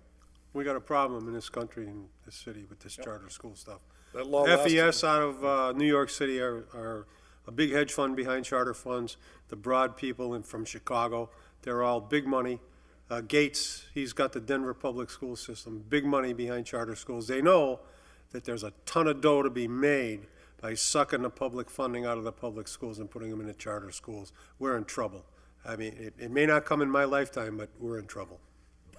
One thing we also learned, Howie, that I thought was interesting, which is somewhat topical to something we talked about earlier this evening, was both Rep. Vega and Senator Humison said that one of the provisions being debated on the charter school cap is to now put in a local approval provision that the mayor and city councils the state is debating putting that back at the local level for decision-making so that it would be a local approval decision if we raise the cap or not. So that'll stimulate some interesting conversation. It's also interesting to note that the superintendent of public education under Mitchell Chester is a member of the board of directors of FES out of FES out of New Making York money on City. it, Howie. Of course he is. I know.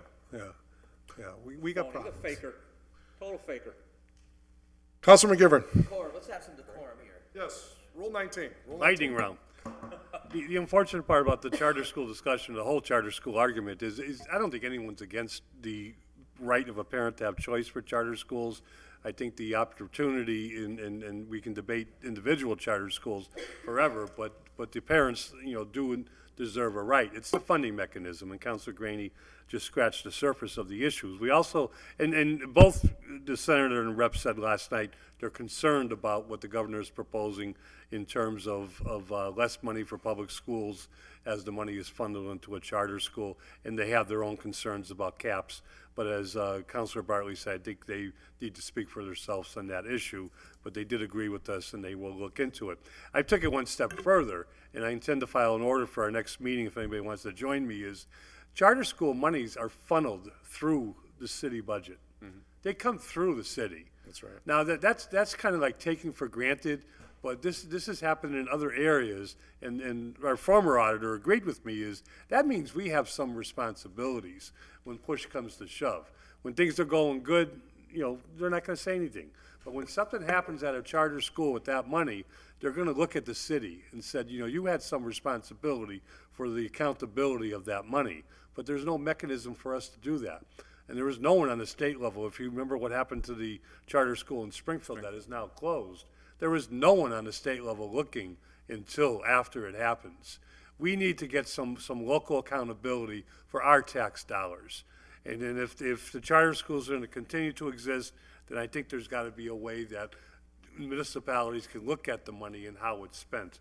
It's incredible, because when a student leaves this public schools, it doesn't lay off teachers. It doesn't close the classroom, because it's only 1 or 2 students per school, per classroom, not per school, per classroom. And that's the cost of the public schools don't go down because of a charter school. They remain the same. And as we all know, the special ed kids will stay in the public schools because we do it better. We have the resources and we have the ability to do it much better. But it was a great conversation with our state delegation, and the only thing I disagree with the chairman is a lot of the positives were said before we got into the discussion. When we have discussions, the positives aren't fun. It's the negatives that are more fun, and they were good. Both of them were good enough to stay for the hour and meet the issues head on. And I think we have to respect that they're trying to do what's best for the city. Hey, Mr. President, can I Thank you. Yes, Councilman. My last comment was not directed at Dr. Reich. I just want to make that clear for anybody. It was directed at Mr. Mitchell Chester. Well, I'll name him by name. He personally profited by his decisions that he made putting Holyoke into receivership. He's a total, complete, 100% fraud. Thank you. Okay, thank you for that. And any other thoughts, comments, concerns? Okay, great. All in favor of adopting the committee report, item marked item number 16D. All in favor? Aye. Opposed? So moved, and that was 16E, as you recall, because we took those as a package. We didn't happen to have any Charter and Rules Committee reports for this particular meeting. Stay tuned for that. Next brings us up to motions, orders, and resolutions. First up is item 18. I would request that there be an abbreviated reading on 18. Second. Okay, all in favor? Aye. So moved. So, item 18 is that we should have a presidential primary, and that election should take place on March the 1st. It will be occurring between the hours of 7 a.m. and 8 p.m., and there's going to be the votes for the respective Republican and state committee positions, as well as ward committee positions, as well as people's individual preferences for president of these great United States. And I will leave it at that because polling locations is the next one up. So any discussion on this? Hearing none, all in favor of adopting this? Opposed? So moved. 19. 19 is the polling locations, to establish that these, and there are no changes. Request that, one, we suspend the rules to have an abbreviated reading. All in favor of that? Second. So moved. Is there a motion to adopt? Motion to adopt. Second. It's made and seconded to adopt 19. Any discussion? Councilor McGee. Just real quick, Mr. President, I think the state of Iowa taught us something, and we're going to need to incorporate in our local ordinances and policies that we should be able to flip a coin if there's a tie in any case. Yes, yes, I like that. And what I thought was also interesting, if news reports be true, I heard somebody won 6 coin tosses in a row. So someone's extremely lucky. Bill Very good. So, item 19, all in favor of adopting that? Aye. Opposed? So moved. Moving on to item number 20, introduced by Councilor Jordan.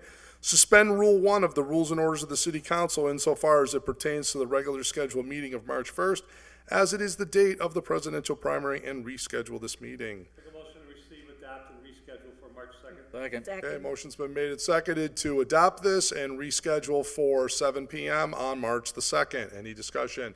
Counselor Lisi? I will not be able to make it on the 2nd. I have class on Wednesday nights. Okay.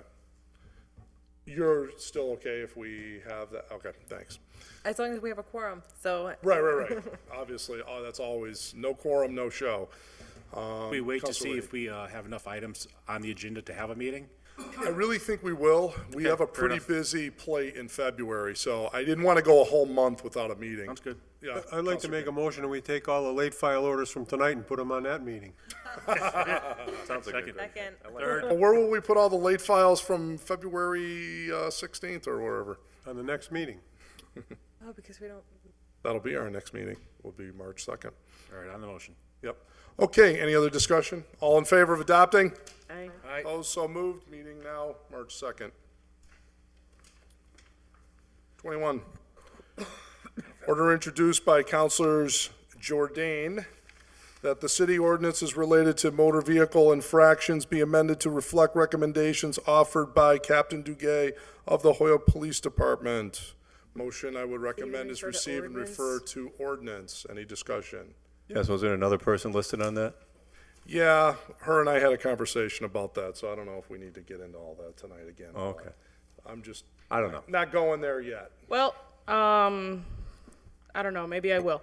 Okay. So the reason just to be clear, the reason my name is listed here is because on Friday, I emailed Irma in the clerk's office before you and I had a conversation over the weekend and requested to be added. So that's why my name is there. So just wanted to be clear that that's been there since Friday. So, you know, Kevin's begging. He's begging me to not say anything. Well, not yet. I mean, save it for committee. I mean, it's such a interesting story. We could save it for a full night with fresh ears. Fresh ears. Well, Lightning round. we'll see. I'll leave it at that. Thanks. Okay. So with that having been said, motion on the floor is to receive and refer to ordinance. All in favor? Aye. Opposed? So moved. Item number 22. Item number 22 is an order introduced by Councilor Leahy that the Hoyoke City Council recognize Callie, how do you pronounce it? Just want to make sure I get that. Callie, thank you. Kavanaugh of the Hoyoke High School Girls Varsity Basketball Team with a proclamation for scoring 1,000 points. She scored her 1,000th point on January 20th, 2016 versus Amherst High School. Yeah, received, adopt, and have our administrative assistant set that up. To have her come in, please, Yeah. hopefully. Great. You can add my name to that one, too. Okay. No. I have to touch base with her regarding her season. You're okay with all these co-sponsors? Yeah, of course. It should be unanimous. Yeah, unanimous. You know, having said that, if I could, Yes, Councilor Leahy. yeah, thank you. So this happened as you stated, January 20th. And one of the things, I had a couple meetings and I moved things around so I could bring my daughters and my son to Amherst High School to see this because I knew that this was possibly going to be happening that night. And I tell you that this young athlete who's just a junior, mind you, 1,000 points her junior year, is also a team player, not a ball hog, passing the ball around. She could have scored the 1,000 points much earlier, but she kept passing. And finally, she got the ball and she hit the three and got the 1,000. Referees did a fantastic job by stopping the game. The bench cleared. Families were there. It was so great to see not only the turnout from Hoyoke High School and the people from Hoyoke High School, but also the people standing from Amherst High School and giving her, a standing ovation. It was very classic. And I was telling my daughters, pay attention. You're seeing history here. So it's going to be good to have her come in and receive a proclamation from all of us. Oh, that's wonderful. Councilor McGivern. Yeah, it was a tight game, too. I had the opportunity to watch Callie play in a West Springfield game last year, and I actually thought she was a senior last year, the way she handled herself on the floor, not just as an athlete, but as Jimmy said, as a person. And just for the record, Jimmy's young players, two of them in the family, are already 999 points ahead of his score. It's true. You have one free throw, that's it? Or? I think so. I think that was my record. I'm not going to lie to you. Not even one basket, one free throw. I tried. Joe, you're not gonna give us Mr. Volleyball? Whoa. If you'd like, we could. Who's the inventor? Let's begin. Okay. Joe's right. Lightning round, Council Lightning round, President. lightning round. So this wonderful order, item 22, is everyone in favor of that? Yes. Opposed, so moved. So we'll set that up for a future meeting. Incidentally, on the topic of proclamations, Saturday, I was approached by one of the organizers for the parade committee to give a proclamation. It came in after the filing deadline for this meeting. It's a number of proclamations for the different award winners that won the different awards at the parade, the O'Connell Award, the Rowan Award, all these. So I'm going to give those proclamations in your honor. I just wanted to let you know that. It's going to be this coming Saturday. They're having the parade, but I try to always have these passed by you before we do it, but it just time-wise didn't allow. So just wanted to, by way of full disclosure, let you know that. Councilor Bacon. Thank you, Mr. President. And just as a point of information, I was asked to remind relative to the proclamation for the Rotary. That will be coming up in April. Okay. To get that completed. It seems like we're coming up on that pretty And quickly. we already passed that one, correct? It's already been passed, but Okay. I was asked to remind All right. because it was a long time ago. Maybe we send a friendly reminder to our friend Patty. Okay. Thank you. Great, thank you. Just keep us in the loop, reminder-wise. Same All right. right. as father-daughter dance. Now moving on to item number 23, which comes to us from Councilor LeBron Martinez. The City Thanks, Council Father invite MIFA to give an update on their current projects, including the update with the Victory Theater development.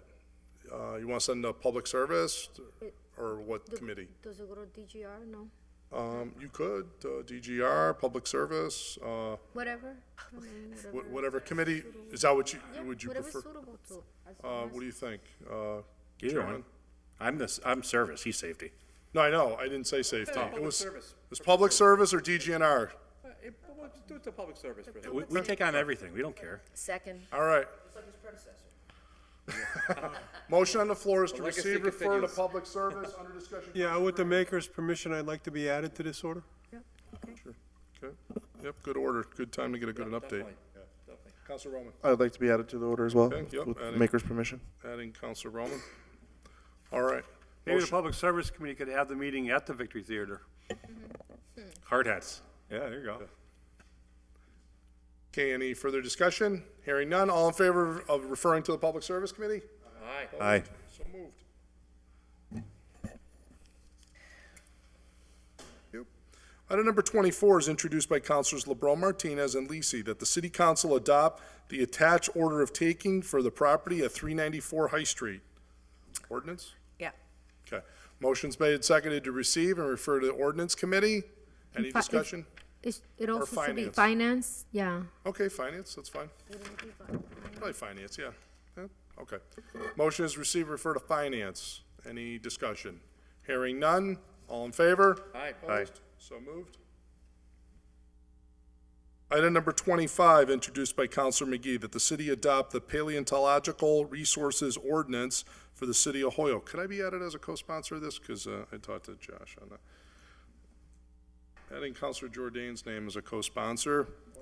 Ordinance. Motion on the floor is receive, refer to ordinance. All in favor? Aye. Opposed? So moved. Item number 26 is introduced by Counselor McGee. Second request, all departments report to the city council any projected financial department shortfalls that they may have or have already requested for such matters. Motion's Second. made and seconded, receive, refer to finance. Counselor Leahy. With the makers approve, I'd like to add my name to that. Yep. Adding Counselor Leahy without objection. Good order. Second And I order. would note, the mayor gave us a memo today outlining what he projects is to be the uses of the free cash as well as the newfound bond money left over. So just FYI, so it'll be interesting to see how close we hug to that for the remainder of the fiscal year. Motion on the floor right now is to send item 26 to the Finance Committee. Any discussion?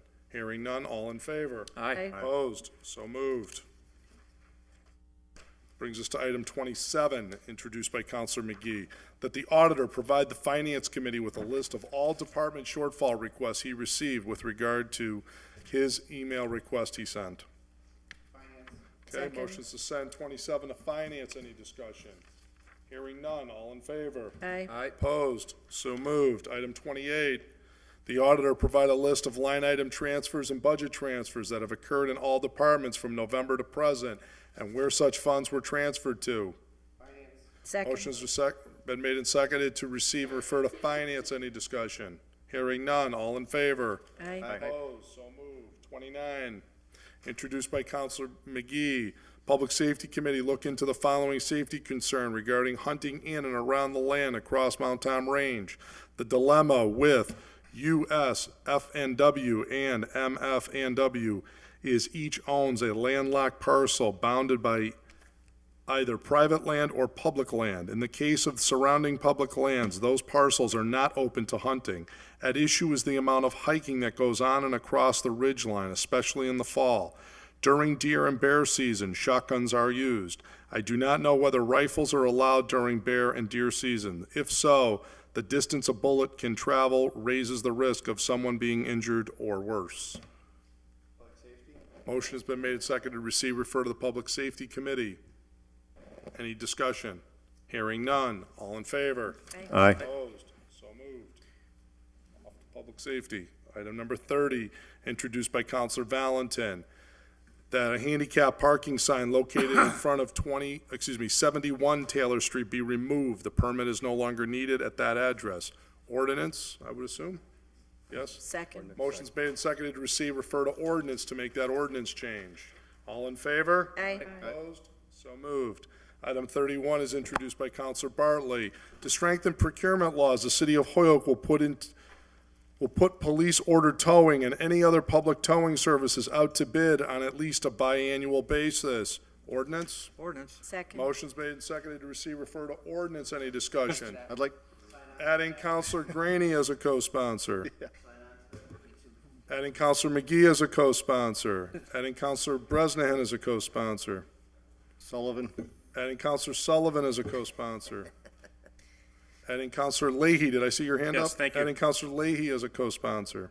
Counselor Soto? And adding Counselor Soto, formerly, an honorary co-sponsor. Goes with the seat. Motion is to receive, refer to ordinance. Any discussion? Hearing none, all in favor? Aye. Opposed, so moved. Mr. President, Yes, sir. I'd like to make a motion to adjourn. Second. Okay, motion's made and seconded to adjourn. All right, any discussion? We have about a dozen items on late file. Well, I think that the late file orders, if they're not emergency, should be addressed at another time. And that's why. Of course, you know, We just sent beauty them- is in the eye of the beholder, emergency is in the eye of the beholder. Counselor Lisi. I was like, we just send them to committee, so if we could just keep on getting abbreviated readings of them and moving them along, it shouldn't take much more than 5 Well, we minutes. shouldn't be debating any of these, right, exactly. They should just be going to committee. Yeah, but we always do.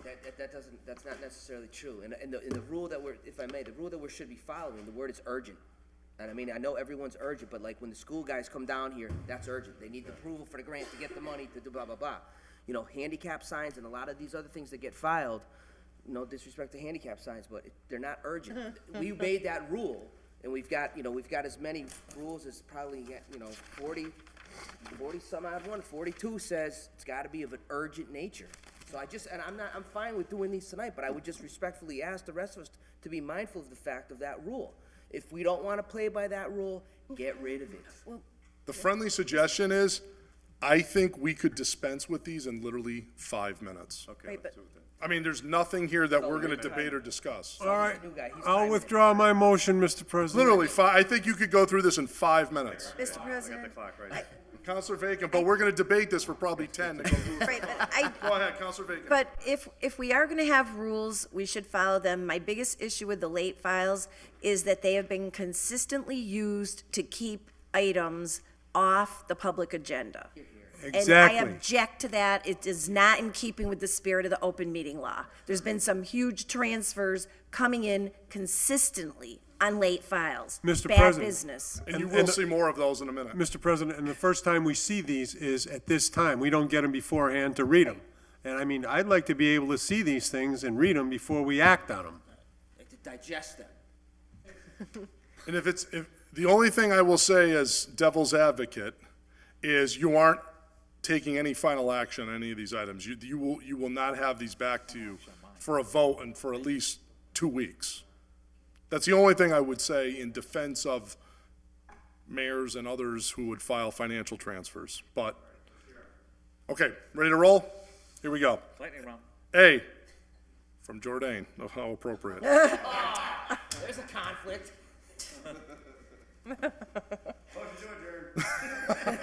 Second. Division, and this was not filed by me, but on behalf of inquiring minds, that Division 3 entitled Purchasing Department of Chapter 2 of the Code of Ordinances be reviewed and amended as necessary for consistency with thresholds set by Massachusetts General Law, Chapter 30B. I request to go to ordinance. All in favor? Opposed, so moved. Ordinance. B, Jourdain, that a stop sign, I know, this is beautiful, I know. Oh, boy. Jourdain, that a stop sign be created at the corner of Forder Street at the intersection with Isabella. Ordinance. Okay, all in favor of sending to ordinance? Aye. All right, now I'm off the hook. All right. McGee. Financial transfer, $51,970.76 from bond principal to liability insurance. You didn't file, but in your name. This is just because you're finance chair. Finance, I assume, right? Any motion to send, so we can go home? Finance. Motion on the floor is to send to finance. All in favor? Aye. Opposed, so moved. McGee, $105,000 from free cash to fire overtime. Finance. Motion on the floor is receive, refer to finance. All in favor? Aye. Opposed, so moved. McGee, $142,986.07, 2013 bond principal 2, claims and damages. Finance. Motion's made and seconded to receive, refer to finance. All in favor? Aye. Opposed, so moved. Late file F, McGee, free cash, $168,000. 2, sick leave buyback, $168,000. Finance. Finance, motion on the floor is made and seconded to receive, refer to finance. Any discussion? Oh, we can't have discussion. All in favor? Opposed, so moved. Late file G, introduced by Counselor McGee. Professional fees, sealer of weight and measures, $6,700. 2, ordinance codification, clerk, $6,700. Muni code. Suspend the rules to have final discussion and action on this item. All in favor? Opposed? So moved. Pass first reading? Motion's made and seconded to pass the first reading of a $6,700 transfer from sealer of weight and measures, professional fees to ordinance codification. This is our Muni code money, $6,700. And the mayor has approved it. Any discussion? So this is to do all the updates. Brenna's going to work with them closely. We've got from September 13 to now to get all this done. Yay. And all of our updates and yada, yada, yada. So this is something we've been waiting for and we've lobbied for this heavily. So we're back in business. So, any discussion? Hearing none. All in favor of passing the first reading? Aye. Aye. Opposed, so moved. Second. Motion's made and seconded to pass second reading. Any discussion? Hearing none, the clerk will call the roll. A yes vote is in favor of adoption of the $6,700 transfer. A no vote is to deny it. Shatna. Yes. Greenie. Jourdain. Yes. Leahy. Yes. LeBrun Martinez. Yes. Lisi. Yes. McGee. McGivern. Roman. Yes. Sullivan. Yes. Tallman. Yes. Bacon. Yes. Bartley. Yes. Bresnahan. Yes. Unanimous vote. By your vote, you've approved the $6,700 transfer. Late file H, Todd McGee, $30,000 free cash, 2, $30,000 veterans benefits. Finance? Finance. Motion's made and seconded to receive, refer to finance. All in favor? Aye. Opposed, so moved. Counselor McGee, late file I, $310,000, 2013 bond principal, 2, pay firefighters. Finance? Motion's made and seconded to receive, refer to finance. All in favor? Aye. Oh, so moved. Introduced by Counselors Bartley, Leahy, and McGivern, that the City Council invite the parade president, parade board, the award winners, the Colleens, to a meeting in March as a way to help celebrate and promote the parade. Hopefully, this will be an annual tradition. Late file P. Well, if I may, can I just make a motion to suspend the rules, take final action on that? Motion's made and seconded to suspend the rules to take final action on late file P. All in favor of that? Aye. Opposed? So moved. Just on discussion, and I mo- respect, just a motion Dan, you're right. So, To adopt. motion to adopt. Motion to adopt, is there a second? Second. Second, under On discussion, Counselor I Bartley. didn't get confirmation from the parade president until Sunday, despite weeks of calls and emails, so I do apologize for that, and I believe this is my second career late file, but I did it on a bad night, granted, so, thank you. So March 2nd, right, is when the gang's coming in? Yeah, hopefully we'll have looks the that way. whole gang come in, the award winners and the Colleens and then the parade president and, The mummers. mummers are probably gonna hold off. I would love to have the mummers too come in. expensive. And Mr. President, may I love for down the road, if we're lucky enough to be reelected or whatever, that when you give out those awards, you can give them out right here when they come in every year. It would be nice. That would be nice. I mean, the proclamations. I like that idea. The I like that proclamations, idea. sorry. Yeah, Counselor McGivern. My first late file, Council Bartley talked me into it. Oh, please. I did. Corrupting the young. He talked me into it, too. All right. Are we getting any green beer? Huh? Green beer, yeah, absolutely. I don't know, maybe. All in favor of adopting? Opposed? So moved.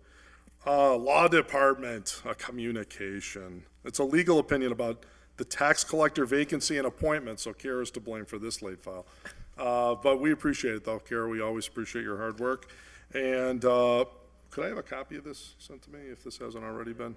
Oh, okay. Yeah, email would be nice. Yeah, thanks. So, motion just to receive, I think, would be in order on this. Motion to Second. receive, all in favor? Aye. Opposed? So moved. Late file S, introduced by Councilor LeBron Martinez, that the Hoyoke City Council vote to temporarily transfer powers and duties of the tax collector to the treasurer. I don't think we need to do that one now anymore, right? Is that all set? Yeah, we Councilor have a LeBron new, Martinez? we have a new tax collector. Yeah. Because they For appointed acting, the in fact. acting, or? I'll tell you, I would have liked the order on the ballot, but I think we're a little late now. Yeah. Yeah. Do you still need this, or do you want to send it to committee, or? Can you send it to finance? I You were probably asked to do this, right? right. Yeah, okay. So motion on the floor is to home. receive and refer to finance. All in favor? Aye. Opposed? So moved. home then. Late file T is a communication.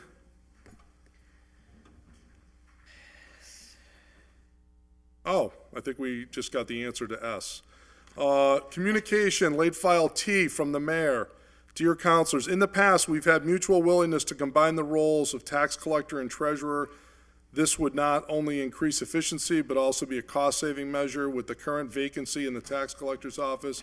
I hope we can explore this possibility once again. On your agenda tonight, there's an opinion from the solicitor about transferring those powers of tax collector to the treasurer, and in order to transfer said powers on a temporary basis.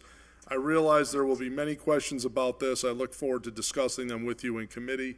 This almost sounds like a public service matter, though, doesn't it to you? Or finance, keep it finance, okay. All right, so motion to receive the mayor's communication and refer it to finance. All in favor? Aye. Aye. Opposed, so moved, okay. Last item of the night, Jordan McGivern. It was his idea, late file U, that whenever the mayor sells a property to anyone, that he first notify all abutters prior to agreeing to that sale, that an ordinance be created to this effect. Refer to ordinance, please. So moved. All in favor? Aye. Opposed, so Motion to moved. adjourn. That's it. Motion to adjourn. Is there a second? Second. All in favor of adjourning? Aye. Opposed, so moved. We stand adjourned.